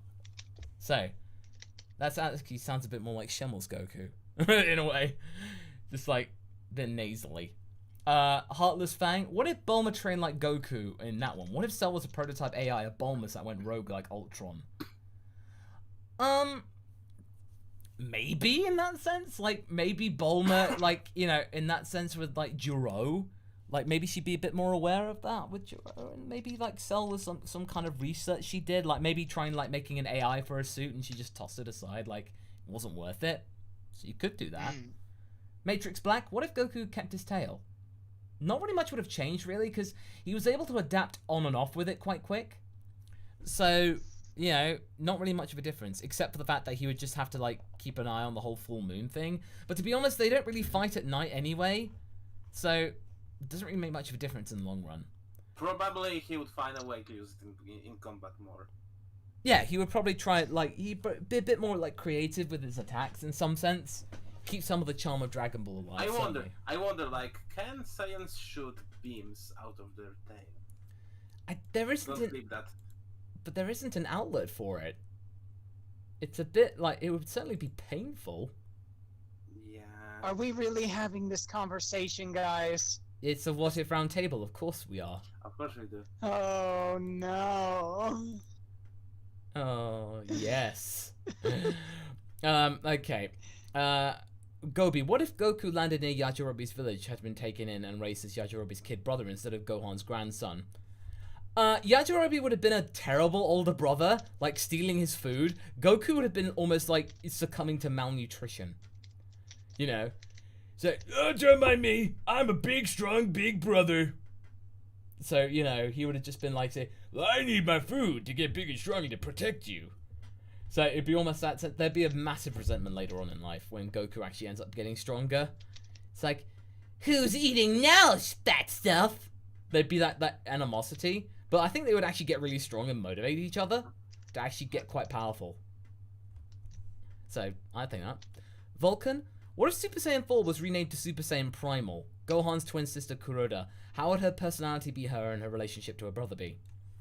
I think we've done this one before. I think Kuroda would be a bit more boisterous than Gohan, like in that sense, and be a bit more kind of like sympathetic towards Goku and train with him more, like more wanting to fight instead of Gohan's not wanting to fight. And if Super Saiyan 4 was called Primal, it'd be very confusing, especially at the time when people were more inclined to have the numbering system, and the numbering system wasn't as complicated. So it'd be like, okay, it's a bit more in tune with the monkey thing, but all right. Gobina, what if Bardock had been reincarnated as Gohan? Gohan as a teenager would have really liked bandanas for some reason, for a start. And he would get a scar on his face and stuff, and he would he would get a tattoo of a scar or you know. A tattoo, yeah, like that. Or just drawn with the water marker. Yeah, yeah, I could see him doing that. Robmar34, what if Goku and Raditz were sent to Earth together? We've done this one quite a bit, but basically, if he were, then basically he would have, like, Raditz would have been like realizing, look, we're away from Frieza's influence here. We could start a new life here, but I'll protect you because I am quite strong. So he would have just been a guardian for Kakarot, and realized, realized like, wait a minute, we could basically have a new life here and like have plentiful stuff. Yeah, let's just stay here. Like he would have recognized the logic of staying here and keep going undercover.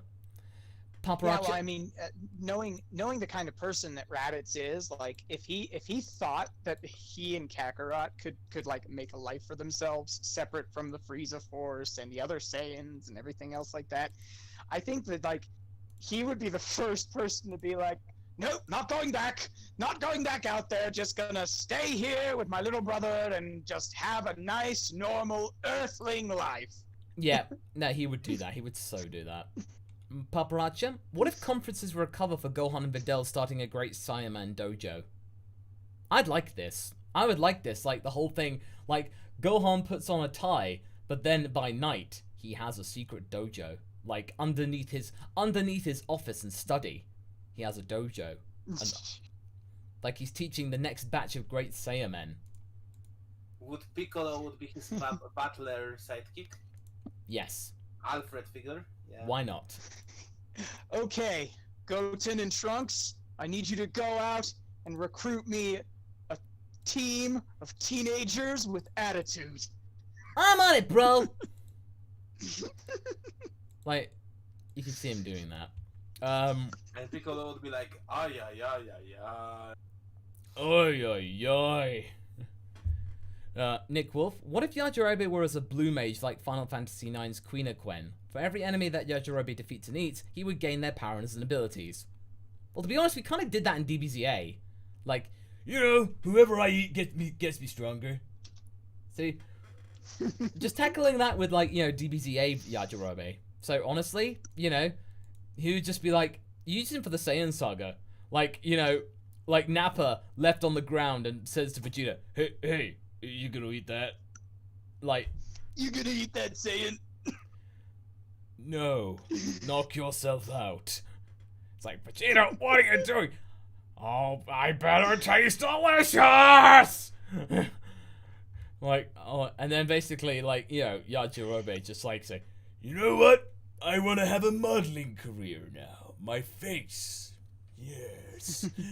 Yajirobe would get along well with Boo because to change the enemies into easier, digestible forms. Touche. Yeah, that's true. The real Poke God? What if King Vegeta managed to escape? I think if he managed to escape and it was, like, found out that he was, Frieza would stop at nothing for his arrest. Like, he would just be wanting to make an example. But if King Vegeta, he would just have, it would be one of these kind of, like, things you know, a big fish starting at the bottom. Like, kind of those kind of, sort of that thing I do with Frieza Turn Good. Like, he kind of has to rediscover his roots. He would be the king in exile. Yeah, pretty much. It would certainly be that. He would have to shave his beard to not look like... To be like that moustache in the Super Dragon Ball Heroes promo, because some reason he lost his beard. Yeah. That was weird. It will be, you know, it will be replaced with mechanical prosthetics. Of course, because that's what you do in Dragon Ball, certainly. Red Dragon Force 2. Moscow, do you even know the horror you've unleashed with the trained Yajirobe? His potential makes him stronger than Nappa when Raditz shows up. Oh yeah, totally. I know what I'm doing. I know what I'm doing entirely. Like, Yajirobe will be the... conversations about it. Yajirobe would become the strongest human, by far. Like, yeah, seriously. And his affinity with Goku, like, as soon as he saw Kaioken, he would just be like, hey, Goku! You better teach me that Kaioken thing, or I'm gonna whoop you with a knuckle sandwich. You better not be holding out on us, Goku. What's so hilarious is I could totally see Goku, like, because he's known Yajirobe since he was like a kid. Well, he saved his life twice. Always, well, he saved his life multiple times. He's known him since he was a kid, and Yajirobe has always kind of had the upper hand with him since childhood. Like, I could totally see him.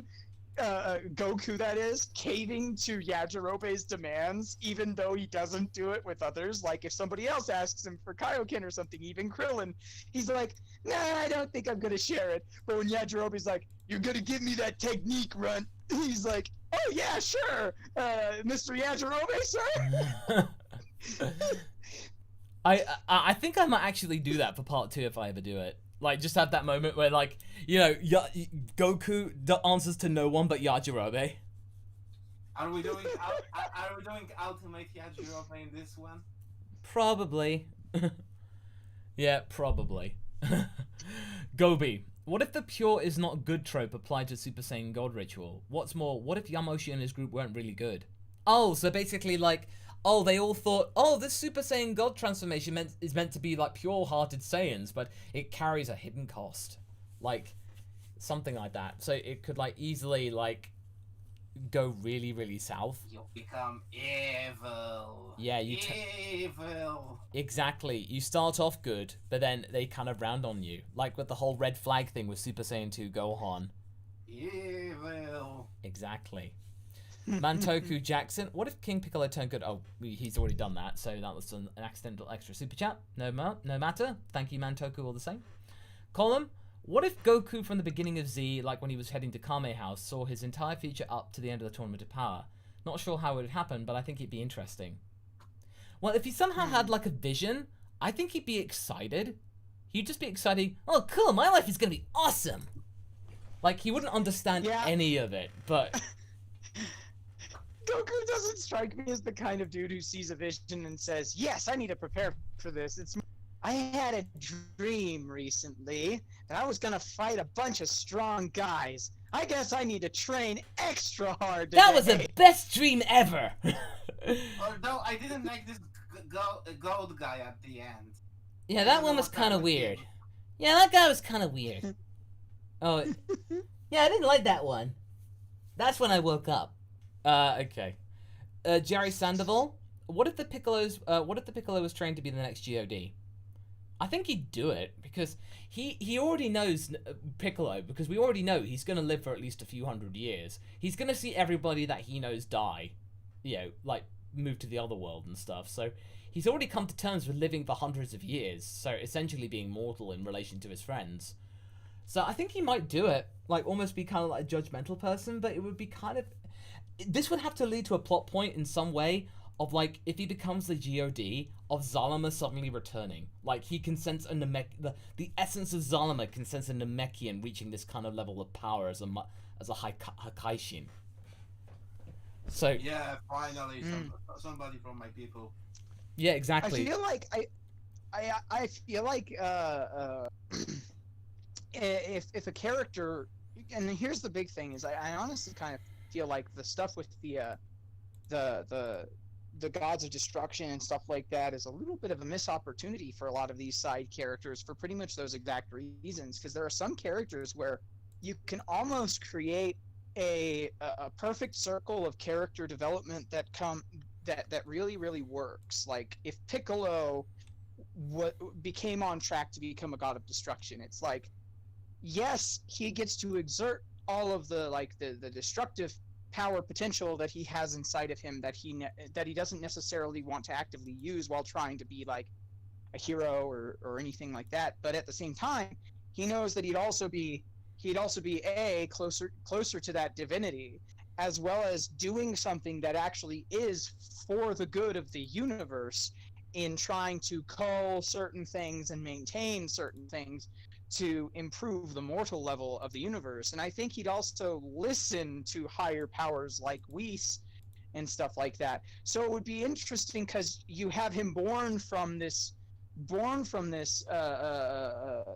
demonic analog, right, with Demon King Piccolo. And the whole idea is like, take over the world, be evil and hurt people and stuff like that. But then he grows beyond that, all coming to a conclusion where it's like, no, learn to be a more divine being. Train up your god ki. Become a god of destruction. Exercise your destructive tendencies, but do it for the good of the entirety of the universe. Yeah. Greater good. Yeah, exactly. Yeah, no, pretty much. That's a great answer. Absolutely. Yeah. Yeah. Mazik. What if Cooler picked up Goku on the way to Earth, keeping him only to annoy Frieza? Possibly allowing Goku to conquer Earth as a test later on. Oh, he'd do it. He'd dangle that. Hey, brother, you missed a Saiyan. He's mine now. So, you know, yeah, basically Frieza has a Saiyan, Cooler has a Saiyan. They would just basically like toys, like a toy Goku and Vegeta. They would just like pit their monkeys as pets and like monkey fights and stuff. I can imagine Cooler calling Goku Cooler Minion #1. Yes. I could do. Yeah, I could imagine that. But Monsieur Kuda, what about me? I was the original one. Exactly. Yeah. Column now. What if the martial arts the Z fighters practice were more widespread, like the Z warriors weren't the only 11 or so people in the world capable of them?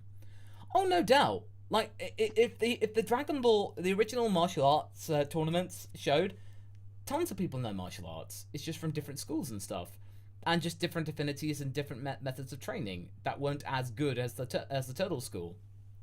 So I think it's kind of an example. It also kind of shows an example of like almost like a real world parallel in that in OG Dragon Ball you had a lot more of these sort of classic traditional lifestyle kinds of like schools of martial arts and stuff like that, like the Turtle School or the Crane School or what have you, which were very much reminiscent of the olden times when it came to their approach to learning martial arts.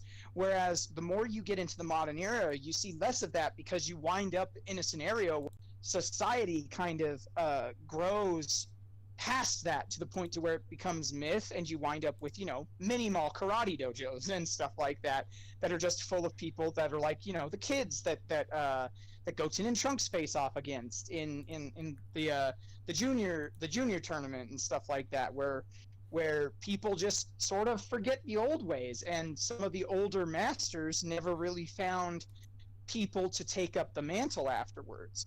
I imagine that there probably are still some people out there that exist, because I mean, like the Orin School is still a thing. The Crane School and Turtle School are probably in some ways still a thing, and we know that Tien started up his own dojo come Super.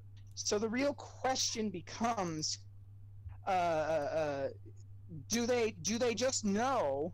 Like they could exist, but they could just know that, you know, at the point of the story when you're dealing with things like, say, the Cell Saga or the Buu Saga, they just know, like, I know that I'm a good martial artist. I know that I have ki control, and I know that I have power.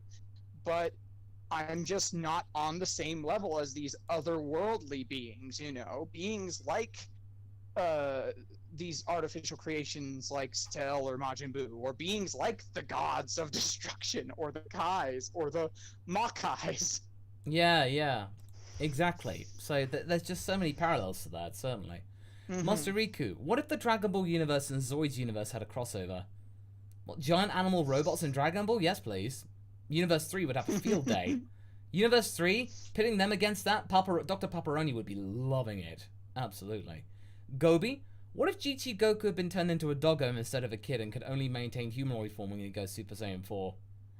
That would be so hilarious. I can imagine Goten just going there and just finding it really awkward. Like, Goku needs to go to the bathroom but can't communicate it, because classic Dragon Ball toilet humor. And like, oh my god, I go and take Dad out for the bath. Oh my god. Oh. What happened, Goku? Did Trunks fell into the well? What is it, boy? Trunks fell in the well? Goku, come home! Oh. It would certainly be funny. And then Vegeta would say, "Oh, I'm looking forward to throwing dog treats at that one." Cried Twitcher, what if the Doctor Who was in Dragon Ball and the Z-Team and Frieza had to fight classic Who enemies like Davros and the Silence, Cybermen, Weeping Angels, etc.? I think Cyberman would translate the best to... Yeah, certainly. It's certainly, like, most compatible with Dragon Ball. Yeah. Oh my gosh, the Cybermen team up with Dr. Gero to have Dr. Gero improve them. Yeah. Oh, and then Dr. Gero becomes the cyber controller. Yeah. And later on you find out that Dr.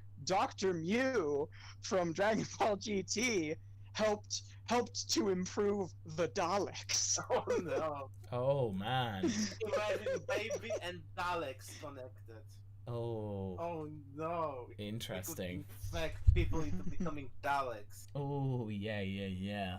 Oh, alright, next. Dark Snake. Saiyan located. Exterminate. Exterminate. Dark Snake. Hey Masako, I have a suggestion then on What If. When you go back to What If Bulma train like Goku, I think you should actually make the Ginyu Force like evil Power Rangers that Frieza calls upon when two can play this game. I have written part 6, and I will consider implementing that in part 7, certainly. Like making it a bit more kind of like, you know, a bit more madcap, certainly. Samuel Nelson, so what are your thoughts on what Cell's timeline would be like compared to the other timelines? Opinion on a possible third Zeno? Oh, so the one where Cell was successful. Well, basically everything had been actually sorted out. The androids were destroyed. It just means that Trunks wasn't around. So really, it would have actually realistically meant that in that timeline, Goku Black would have won, and then like reality would have been destroyed. Like in terms of Zamasu, the Zero Mortal Plan in that universe probably would have actually succeeded. So potentially. Maybe, but would Zamasu even get this idea with like, because although barbarians were a massive point, I think it was Goku who was the ultimate straw for Zamasu. Okay, no, that's okay. No, that's true. That's fair. Well, basically, there would be a Zeno in that timeline, certainly. But yeah, there will be, but I don't think that if Cell started to, you know, run amok, I think somebody would take him down. Yeah. In a way. Yeah. Worst case scenario, it would be Beerus who would walk up some years later. Oh yeah, when in doubt, just throw Beerus at the problem. There you go. Yeah. Monkey Bonobo Gorilla. What if Masako trained with Goku instead of Krillin? Well, we certainly have muffins after training. I feel like I would get a decent amount stronger, but I feel like, you know, I would probably just like realize that I would not have that much potential, but Goku would just be a constant motivator. But you know, Goku would know what the good bakeries were. Certainly. Red Dragon Force 2, on behalf of Thunder Student, what if all the races within the Elder Scrolls series existed in Dragon Ball? Ah, there we go. I was wondering when the Elder Scrolls would arrive. Yeah. Oh, sorry. You probably, Sophie, you probably would like to start with Argonians, right? Wait, repeat it. I was having some audio issues. Elder Scrolls races in Dragon Ball. Ooh boy! Oh man, I would love them because you'd be able to include the beast races. Like my favorites are the Argonians and the Khajiits. Yeah. Don't at me. But I think that would add a lot of some fresh flavor going on to the Dragon Ball world, especially considering what was apparently the massacre or at least the wish to make all of them missing or gone of all of like the furry creatures and anthropomorphic animal people on the planet after Super aired because they're missing. But yeah, Elder Scrolls races in Dragon Ball, that'd be a lot of fun, especially considering if you decide to make them actually like the same way that the Elder Scrolls races are. That would mean that all of them would have some degree of magic potential, and more magic characters is always a plus because we've talked about it a million times before, but we see so very little with regards to villains or even heroes or other antagonists or deuteragonist forces that utilize magic as a thing. So having like a big, powerful like lizard mage character who's got like the Thum, the Dragonborn shout or anything like that, it would be very interesting. Think about like, for example, realizing that Namekians figured out Thum. Oh gosh. Yeah, and like Shenron knows how to use Thum. I would love my Danmers and my Tribune Elder Sota Seal in Dragon Ball universe. That would be. Mm-hmm. Oh, and then Red Dragon Force actually corrects this and says, "What if Elder Scrolls were in Middle Earth?" Elder Scrolls in Middle Earth. Wow, that's I'm not entirely sure how to approach that one because it would make magic a heck of a lot more prominent because, like I said before, the Elder Scrolls races all have magic potential, whereas magic is a lot more of a limited thing in the Lord of the Rings universe, Middle Earth and related places, Valinor, all that other kind of stuff. I think that you'd be kind of breaking the world a bit to include those characters. But I do think it would be interesting, especially considering the fact that Tolkien wasn't super big on writing varied species or lots of variety in his work when it comes to like the good guys and the bad guys, because you had the orcs and the goblins, and they're evil, and they're also like the ugly, almost beast-like races of Lord of the Rings, of Middle Earth, and then you've got like beautiful elves, you've got men in like 3 different flavors, and then you've got hobbits, which are just or dwarves, which are like smaller men, and then you've got hobbits, which are even smaller men. So it would definitely add some variety and flavor to the universe. Okay, cool. And then Gobi says, what if Goku somehow landed and grew up in Gensokyo? Oh, from Toho Project. Well, since it's pretty much like manifested with yokai, Goku would actually be fighting against demons and ghosts. That sounds kind of neat. So yeah, there's your answer, Gobi. Vulcan, what if Super Saiyan Rose was demonic ki? What if Demigro was villains instead of Zamasu with Goten was Goku Black? What if Kami fused with Guru? And what if Kami raised Mars Jr.? Oh wow, jeez. Vulcan, you are the champion of adding 4 what ifs in one question. Okay, let's rattle through these. Super Saiyan Rose, it is sort of demonic ki. It's corrupted God ki. That's pretty much what it is. It's a variation on Super Saiyan Blue. And since we know that Makaioshin were probably Kaioshins, and that should make demonic powers corrupted. Yeah. Yeah, I mean, if you consider the religious, context of the Kai versus the Makai as analogs to a form of angel versus demon sort of situation, angel versus devil. So you've got a situation where Zamasu very well could be considered a fallen angel archetype. So even though yes, he was the assistant of Gowasu, he was a Kai, ostensibly one of these angel protag good angel type characters.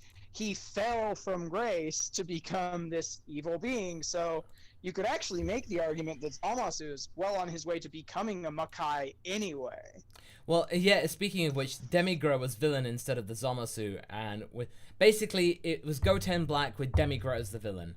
Well, Demigro, it would have confirmed that the video games were in the main canon, which have actually been quite refreshing for Super in a way. It would have certainly made it different, and with Goten, that would certainly appease the fans and giving Goten something to do. If Kami fused with Guru, that would be compatible. You'd probably have really powerful Dragon Balls as a result, because you'd be having like Porunga and Shenron fusing together. And if Kami raised Ma Jr., then pretty much we'd be able to find maybe some way to control like the temperament, and at least make the guy neutral, at least not cause any trouble for now. But yeah, those should answer your questions, Welcome. Heartless Fang, what if Goku got sealed under a mountain for a millennia at the end of Super, like the legend he was based on? Okay, so that could be an interesting analog to Journey to the West. So basically, Goku has the Dragon... So instead of the Black Star Balls, the Dragon Balls, basically, Shenron says, look, you've used the Dragon Balls too much, Goku. If in order to save the planet, you need to basically... I need to lock you underneath a mountain for 1,000 years. I think Goku would do it just for the sake of saving the planet.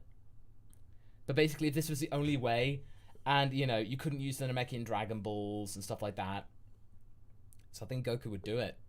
Then in 1,000 years' time, he would just arrive, and then he would just have this brand new adventure with all these different people.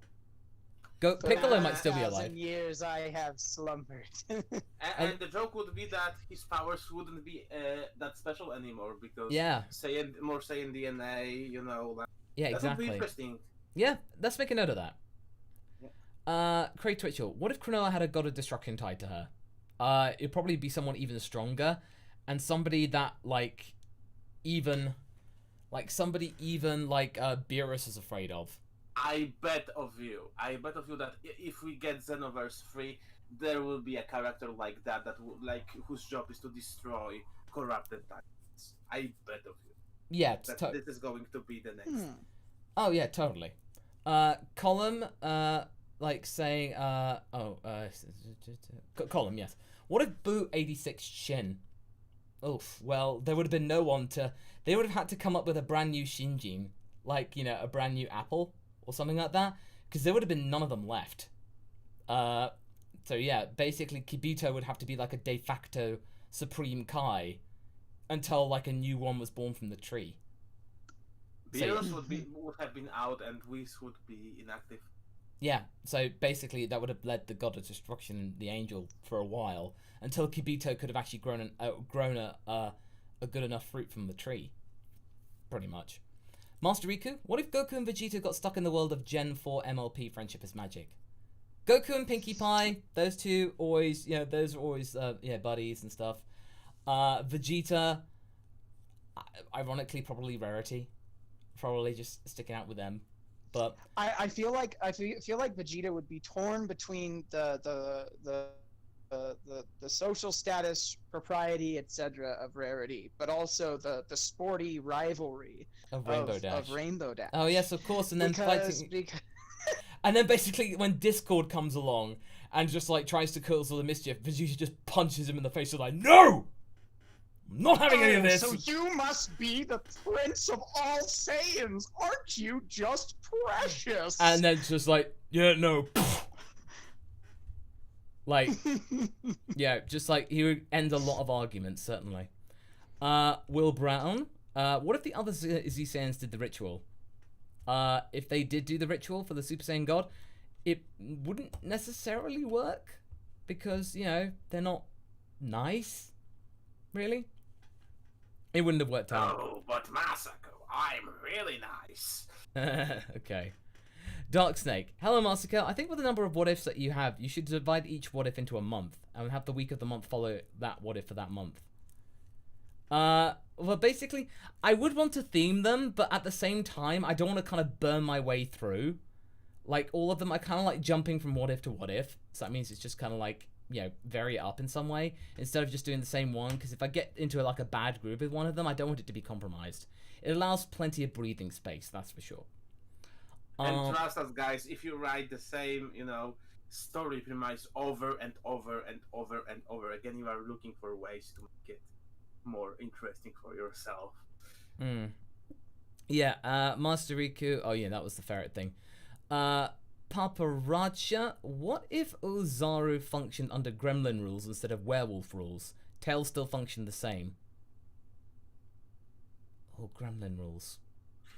They cannot eat up after midnight, and they cannot get so, don't get them wet. Don't feed them after midnight. Yeah. Oh, like I mean, with Goku, it would be play the sound for Goku. Yeah, I'm playing the sound. I would play the sound, but come on, hard drive, spool up. Come on, spool up, boy. Come on, I can believe it. There you go. There you go. There's your answer. Brendan. Dun dun dun dun dun dun dun dun dun dun dun dun dun dun. Yeah. Also assume that Saiyans reproduce like gremlins. So, for example, maybe Vegeta would be born from Goku getting wet, Yeah. Yeah. Okay, next up is Brendan and Little, Father's Day special. All the dads, canon and what-if characters alike compete to be the dadliest dad of all the Masako-verse. Oh, that could be fun. If I wish I had a little bit more notice, but maybe next year I'll look into that, like a Father's Day special. But that's a cute idea, Brendan. We'll make a note of that. Cray Twitchell. Good boy, going 121 would win. Come on. Oh, realistically, okay, would. Cray Twitchell. What if you went through your old what-ifs and updated them now that you know what you do now? Well, Craig, I actually, in the Up on the Lookout podcast on iTunes and all that kind of stuff, I am actually sort of tweaking a little bit, couple of bits and things from my old what-ifs and, like, modifying them slightly. Like, I had a couple of bit of tidbits from the What If Frieza Turned Good. So if you listen to those, they will be slightly different. Like, only just, like, a couple of things, but just enough to add a little bit of knowledge and stuff. So just so you know, you can listen to that, the slightly updated ones. Lupus Roma. What if Piccolo did a Force Namekian fusion with Kami back in Dragon Ball? Well, if Piccolo somehow did that and was able to, like, get the fusion, I imagine Piccolo would think, oh, I'm just going to become strong again. but then he wouldn't realize that the benevolent act of Kami being in there and being a major influence, because the whole thing about it is that, you know, in terms of like influence on the mood, yeah, the Namekians who fuse get a lot of say. So Kami could easily kind of almost negate Piccolo's malevolence and somehow kind of neutralize him. So at least he wouldn't be a threat to Earth. Yeah, at the cost of his own life. But there wouldn't be Dragon Balls. So that would be the thing. You'd have no Dragon Balls, but you'd be able to save the planet. Gobi, what if Saiyans became gargoyles at night, being slightly more lizard-brained and had various trade-offs? Also, night Uzara would be even more scary than day. Oh, no doubt, because you have giant monkey gargoyles. Like, seriously. It'd be like one of those things that they'd be able to fly through wings from an earlier age and stuff, but it would certainly be very, very... Stone by day, warriors by night. There you go. There you go. You gotta remember They gargoyles. are gargoyles. Oh, you gotta remember that back in the day. That was always great. Marzik, what if Kami fused with Guru in the Namek arc via Dende generalizing the wishes Earth Namekians instead of just saying Piccolo? Well, if Kami fused with Guru, like we just said before, the Dragon Balls that would have been, like, potentially created from that or fused together would be really powerful. Like, really, really strong. Pretty much, they're pretty much, yeah, almost as good as Super Shenron, but just not on, like, a universal scale, but, like, on a galactic scale, you could basically wish anything you want with, like, 3 wishes. So, certainly would have that. Silversmith, just for fun, space pirate stuff with Turles and his crew, but with inspiration from the games and extra material, like the Mechanisms, if you know that band. Yeah, if Turles had like a space pirate stuff, like with all of like the crew that he had, okay, like it'd be cool to write up a story about that, like how he came to be, like an origin story. That'd be kind of neat. We'll make a note of that. He is the dread pirate Turles who takes no survivors. Yeah, yeah, that could be good actually. Craig Twitchell, what if Bolt King Piccolo? What if King Piccolo and Kami laid an egg? If they both laid an egg, we'd have Piccolo Jr. and Kami Jr. So you would almost like have this rivalry between the Piccolo and Kami son. So basically, they fight out their battles through their children, like most fathers do. They live out their lives through their children. Pushy parents, like, you know, and then somehow Piccolo Jr. and Kami Jr. actually have that affinity of like, you know, we're basically following the agenda of our fathers. Yeah, do you want to just like bounce this place? Yeah, totally. That could be a different twist. Alejandro Gonzalez. Wanna go drive cars? Butcher. Alejandro Gonzalez. What if in the 5-year gap, Goku pacified Chi-Chi's concern about Gohan's education by wishing on the Dragon Balls for him to get the best education? I think Chi-Chi would be like a bit conflicted about that, but you know, it was like it wouldn't be earned. But at the same time, she does like the idea of financial security in the future. So I think she might, like, compromise a little bit. But, like, only, like, he would still need to study anyway. But at least knowing that whatever I study him actually will stick. Like, maybe she would say, okay, not to, like, best education or make him really smart. But at least just make him, like, he is adaptable. And whatever he learns stays in his mind. Like, more of, like, his brain is the total sponge. So maybe that kind of sense. That would be like a, you know, that's the kind of thing, maybe. That would be the compromise. Gobi, what if Saiyans had a squeedly spooch like Urkins? A squeedly spooch? What? Oh, it's the internal organ of the Urkin alien race from Invader Zim. Oh, Instead of having proper organs. Oh gosh. Well, I mean, in some places that might be known as the glue bark, for all you know. Yeah, it could be. I'm going to hit your glue bark one of these times. It doesn't matter. I'll hit your glue bark eventually. Yeah, well, it would certainly make it a bit more perilous if they actually ended up hitting it. Andres Morero, so Kami Jr. is a feminine in form, while Piccolo Jr. is masculine in form. Duality. Kami knows about gender and relates to numerous creation goddesses. Unlike an animus and an anima. That would have actually been kind of curious. That is, if Toriyama actually was that innovative in that sense. But not a bad idea. Not bad, Andres. Yep. Craig Twitchell, what if Chi-Chi was a training fanatic like Goku? Goku would be the happiest man in his life. You know, he would be really happy. They get really strong together in all day and all night, especially all night. But essentially that would be a very happy household. So you know, it would just be something that's quite harmonious, really. Just like, you know, because they would all get each other in that sense. You're right, Soph?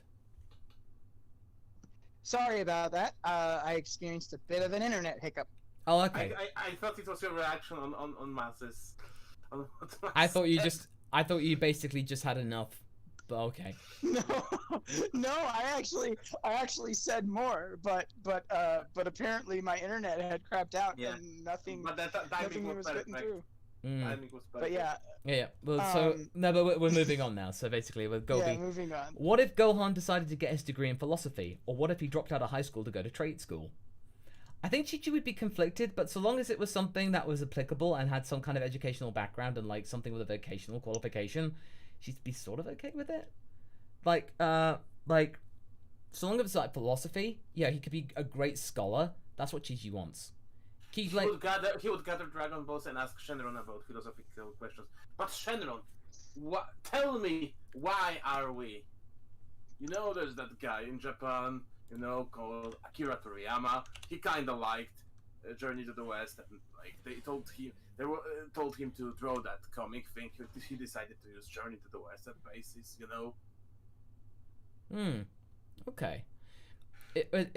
That's certainly an idea, definitely. Keyblade Overlord, what if the Garlic Jr. saga was handled better? Or what's that? What's that saga? I don't know about that saga. Do you guys know about that saga? Which saga? The Garlic Jr. saga, apparently that was a thing. Oh, wait. Are you talking about that bit in OG Dragon Ball with Kami coming down to fight Ma Jr.? Oh wait, no, because that's the Ma Jr. saga, right? Yeah, no. yeah. Oh no. What is this Garlic? What is this Garlic Jr. saga? I'm not sure. Oh, apparently this was a thing in Z. I must have just completely skipped that. Well, if it was handled better, we would remember it more. That's for sure. Certainly, absolutely. You can't. Yeah. I feel like I had a bad dream about this at one point in time, but yeah. I can't remember. I think they went on the planet with shape-shifting guys. No, I don't think it's. Yeah. Wasn't there a zombie apocalypse? Was there something about mist or something? I don't know. The fog. Yes. Okay. It's the happening pretty much. All right, Gobi again. What if Bardock from the Time Warp special had been reincarnated as Goku after his eventual death? That would have been incredibly meta, but it would be like this kind of thing. He would certainly be more of a badass and basically be like Z Goku way more, and then the Super Goku would never exist. And we would all be happy. Red Dragon Force 2 on behalf of Augustus. What if Vegeta married Tights in the Goku Bulma timeline and had a daughter 1 year after Bra? Well, he'd be just like, you know, Tights would do in that kind of sense, and like, you know, she's kind of alright. And if you had that, then you'd need to come up with some kind of... Maybe he would get to name a daughter Echelot after all, like he wanted. So, Echelot. Instead of like that. So, maybe. Heartless Fang. What if Goten, Ranch, and Trunks became mangaka? Trunks would write the ultimate shonen. Ranch would try and write some kind of deep kind of mystical adventure type thing. And Goten would just draw something for kids to make them happy because he wants people to be happy. Yeah, something like, you know, for 5-year-olds. Paparacha. What if future Bulma used nanobots to make artificial Saiyans to defeat the androids, and by Black's arrival most of the Earth was Saiyans? Well, if she were able to, like, synthesize Saiyan DNA, I mean, that's totally possible to make them nanobots to be able to do it, but she would have to, like, find some way to make sure they don't go rogue. But in terms of that, yeah, everybody can go Super Saiyan, but then it wouldn't be super because everyone could do it. And if everyone's super, then no one will be. And then Paparachas again. What if future Gohan went to deliver the heart medicine Time Machine built early and went in the guise of the Great Saiyaman? Okay, so basically it's like a different looking Great Saiyaman, like a bit more kind of like ghetto-like, you know, in terms of like having to like use rags and stuff like that. Probably he would not be as madcap as the original Great Saiyaman, but probably like would still come up with this kind of like rhetoric and stuff, but just be a bit less kind of like eccentric. Zack Snyder's Great Saiyaman. Yes, he would certainly be like that. Craig Twitchell, what if Bulma was Dr. Gero? Okay. Just outright was like in a wig, you know, like with fake mustache. Yeah. let's just It's go. like it's like in the it's like in the plot line of Sky High, where nobody knew that the main villain was actually a girl. So when they got aged down to a baby and raised back up, it became like a big confusing thing. But they retained all of their memories. So it's like Jiro was actually a female scientist from back in the day who was striving who was an up and coming roboticist, and then due to something like maybe like a poorly worded wish on the Dragon Balls or something like that, became a child that was adopted by Dr. Brief. Oh, And so Bulma becomes a basically a sleeper agent waiting to activate and reclaim her identity as Dr. Jiro by making the androids in Capsule Corp in secret. that's a really good way of describing that. I'll take that. That sounds great.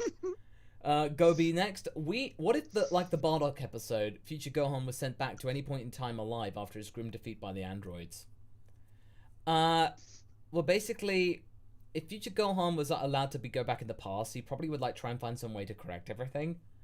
But in that sense, it'd be it'd be a bit. You know what? Actually, would be fun if he was sent into the past before, to the times before Grandpa Gohan was born, saved his parents from a peril. And they named him after him. And they named Grandpa Gohan after son Gohan. Oh man, that would be so meta. It would constantly make the thing that the Son family would never die out. So, yeah. That's kind of trippy. Craig Twitchell says, what if Super Chats were villains in Z? Oh, like Azurf and Elec and Master Rosie, if they were all villains. They would certainly be Madcap. They would be total hacks because they were basically Gary Stu and Mary Sue's. The Z villains would be, it'd be like a Dr. Slump episode. Seriously. It would just be like that. We'd wind up with an overabundance of the frequently asked questions. So we'd wind up with a bunch of female Vegetas and a bunch of Goku's twin sister and a bunch of... Okay. That'd be a lot of them. A lot of different Dr. Jiros, Council of Ricks from Rick and Morty, or Council of Ricks. Council of Jiro. Council of Jiros, The Council of Jiros, yes, I like that. Alright, Paparazzi, speaking of Jiros, Paparazzi says, what if Yamcha was Jiro's runaway younger son? It's oh man, I never expected to see you here, father. Oh really? I don't remember having any layabouts as children. Stab. Oh man, if it turns out that Yamcha was Jiro's dad and he still put a hole in his chest. Not that. You just called Yamcha Jiro's dad. Sorry, other way around. Sorry. Strike that, reverse it. Strike that in reverse. Sorry, my bad. But no, it's okay.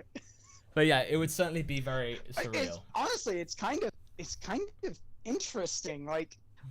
Would it be his only son? Would it be his illegitimate child? So the son that Jerome modeled 16 after was the legitimate son, and Yamcha was the black sheep of the family.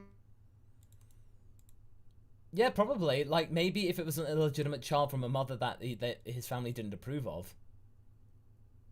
I mean, that could work. Hello? Hello, yeah. Oh, sorry, it suddenly went silent there. Yeah. We lost up for a moment, but she should be back in a moment. Oh, okay. Well, we'll save Red Dragons. Well, oh, Sophie, well, you just came back just in time. Red Dragon Force has one feat. My internet crapped out, and I had just come up with an interesting idea for that whole thing. But let's go ahead and move on. Well, let's write it down when you can, and we'll definitely save this one on the back burner because that might be a nice twist. Red Dragon Force 2. What if Kaio Henshin was created during the 3-year training? Well, Kaio Henshin being created during the 3-year training would be one way of definitely increasing the humans' powers.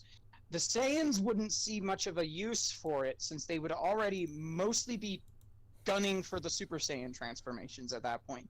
But I know that the humans would definitely make a lot of, like, they would train their butts off to make it work. Like, even in part 4 of my own What If, I kind of described the fact that Tien and Yamcha, both in canon and out of canon, have a lot of catching up to do when it comes to the main cast of characters. So if you were to take the canon and have it be that Kaioshin Shane isn't created until the 3-year time skip in preparation for the androids, then what you'd wind up with is significantly stronger humans, not quite so strong as would be present for like Krillin in the in my particular What If, but they would definitely hold up more of a fight. Yamcha probably wouldn't have gotten Yamcha by 19 quite so easily.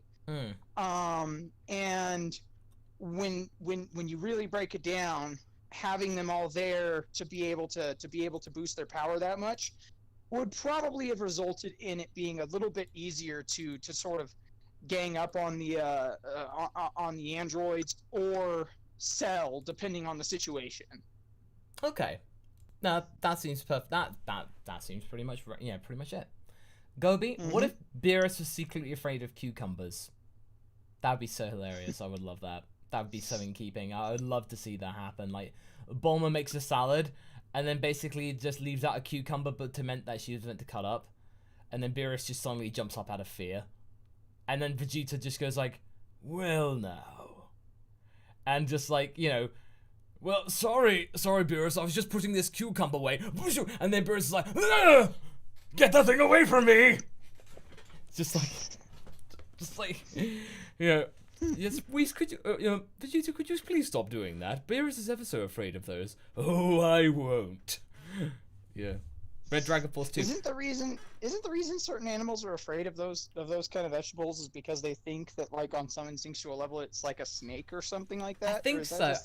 I think it might be, because it looks like it in some way. But curiously enough, our cat, Smokey's not affected by cucumbers at all. We tried it, and he was not bothered at all.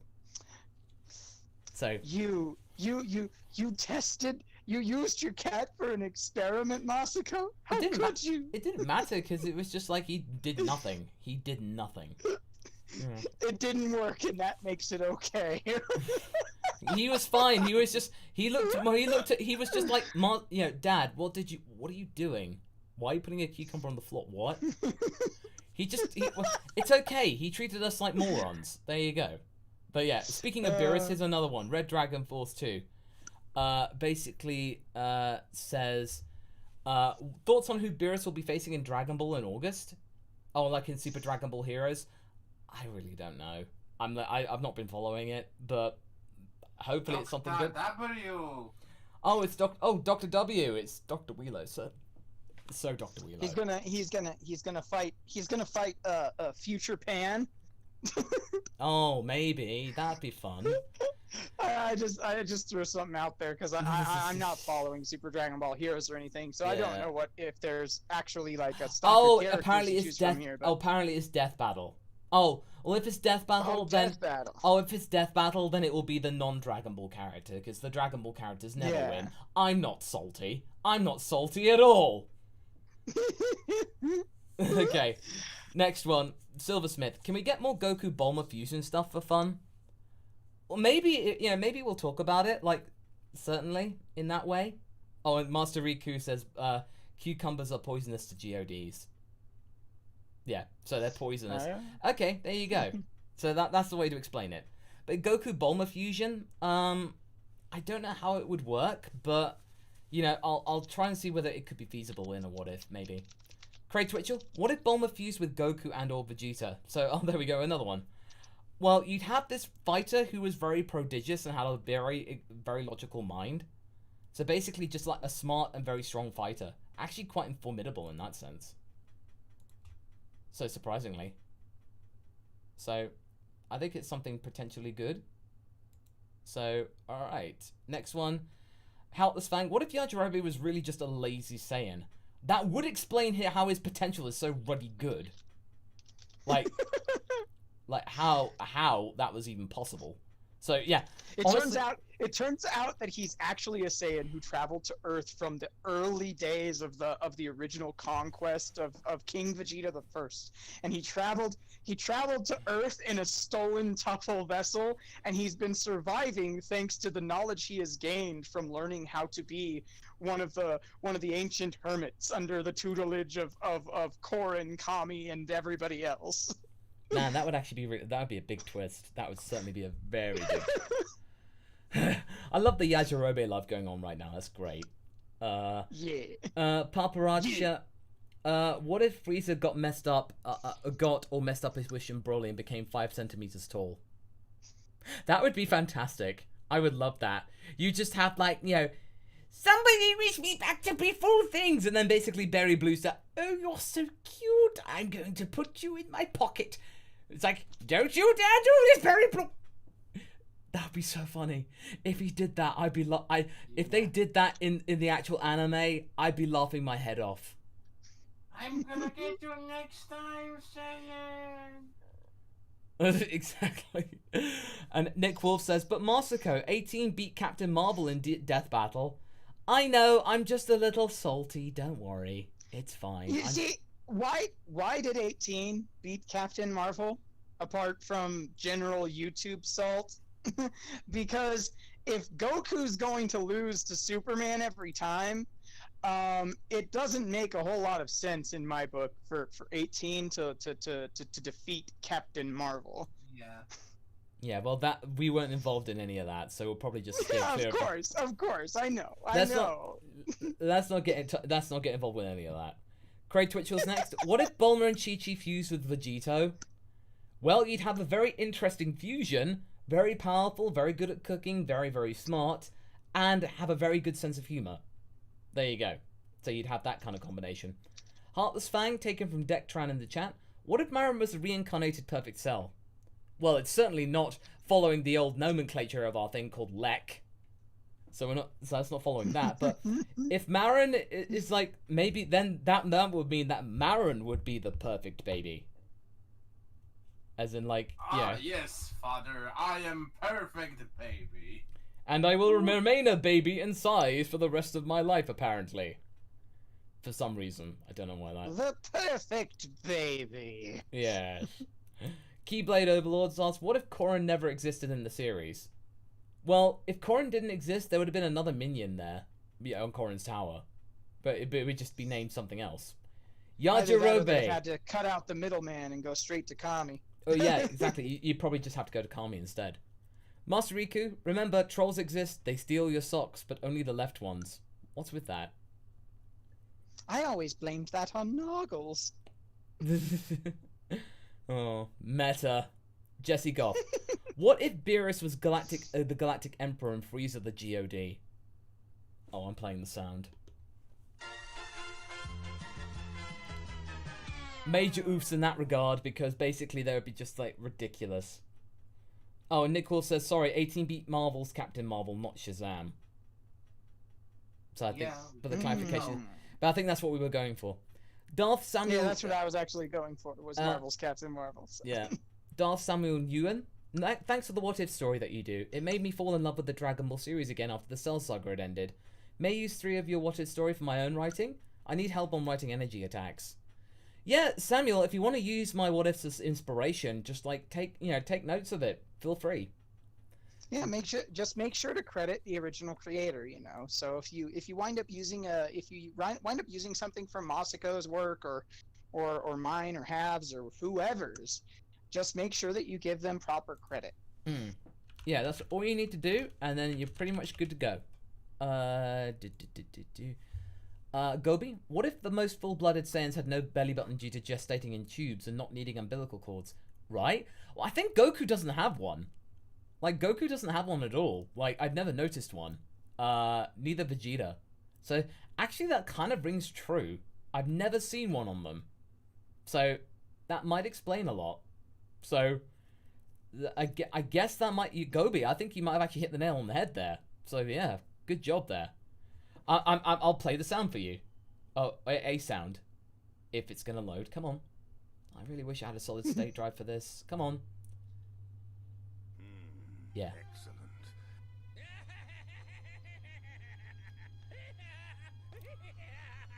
Excellent. I'm gonna save that sound for really good what ifs or something that makes me feel really satisfied. It's interesting. In all material, like in some cases he has it as a baby, in some he doesn't. Yeah, it really depends on where you look. Martez Cogburn, what if Super Saiyan never existed but instead introduced us to Ultra Instinct early?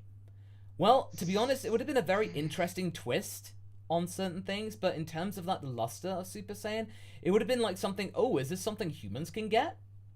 But you'd have to then... Well, yeah, I mean, if it was just Ultra Instinct, I mean, theoretically speaking, anybody could achieve it then. They just have to, you know, put the work in. In theory, Ultra Instinct everybody can get it, so long as they do God Key and all that kind of stuff. So long as they can do it, anyone can get it. You can have Ultra Instinct Krillin, that's why you can get Ultra Instinct Shaggy. So anybody can get it if it's, the right mind to it.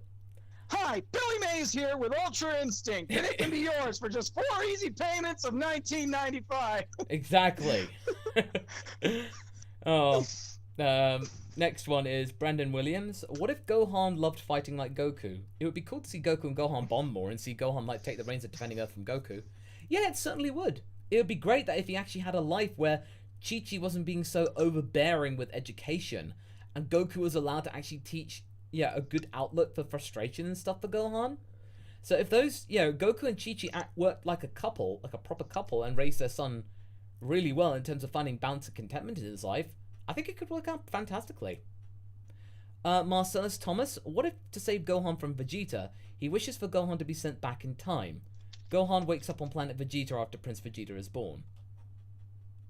So in terms of like in the Saiyan saga? Oh no, Dende. He meant Dende. That's what he meant by he. Dende wishes for Gohan to be sent back in time. Okay, in the Namek saga. So basically, if Gohan wakes up on planet Vegeta, he's, even as a kid at that time, he's way stronger than anyone on the planet. And in fact, in theory, he could take down First Form Frieza. Like, actually give him a challenge. So you'd probably find that would actually be kind of surreal in a way. But Gohan would be like the strongest by miles by that time. JD Gamer, what if Piccolo figured out transformation and the first time he had one, it wasn't as significant as a Super Saiyan transformation, but with a 50 times factor, but it was like 20 times, the second was 50, and the third 100. So basically Piccolo had like transformations. It would certainly keep him a bit more relevant, but the multipliers with Namekian fusion are so inconsistent.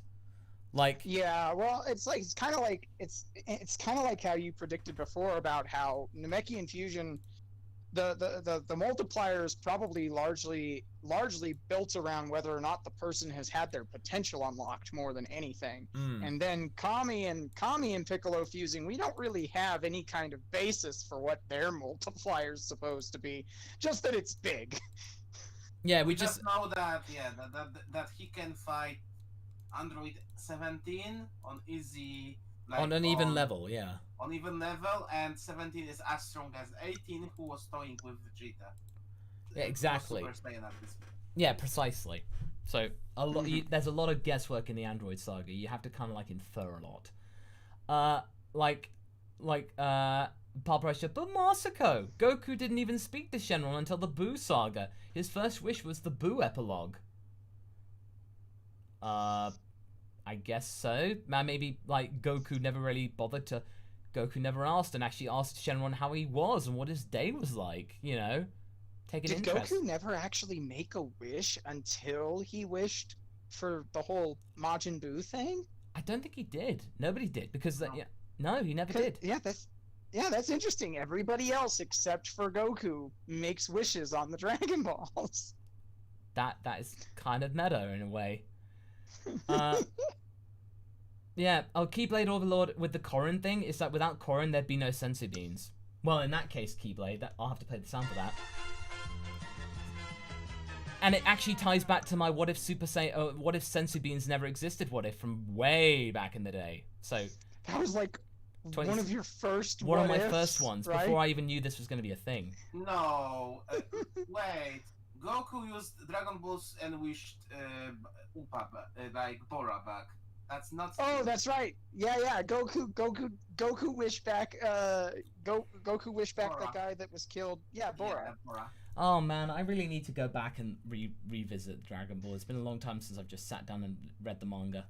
I found the list of every wish that was taken. Okay. Every wish. Oh no, I've got the Viz sets, like the full box sets and stuff. I'm gonna actually open them up again and like read them properly. Yeah, There was properly. once a time when I owned the old Ocean Dub VHS tapes. In ancient times. They were lost to time. And our last one, Master Riku, sorry, but I gotta get this out there. What if Vegeta and Bulma's next kid was born to look just like Goku? No.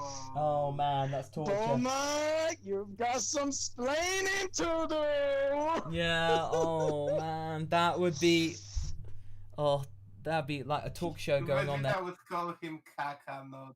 Oh, Kaka, I suppose it doesn't necessarily mean that Bulma had an affair with Goku, though. No, I think because that hairstyle was common within like low class Saiyans, so that was quite. See, but here's the question though. Okay, so if that hairstyle was common within low class Saiyans, but here's the real thing. None of Bulma's children have the black hair, black spiky hair of the Saiyans. They all have Bulma's hair. So the real question is, how does that happen that she winds up with a kid that looks like Goku? Unless there's some weird shenanigans going on, which could be the result of disturbing the natural order when Whis took Bula out of her using angel magic instead of letting her birth naturally.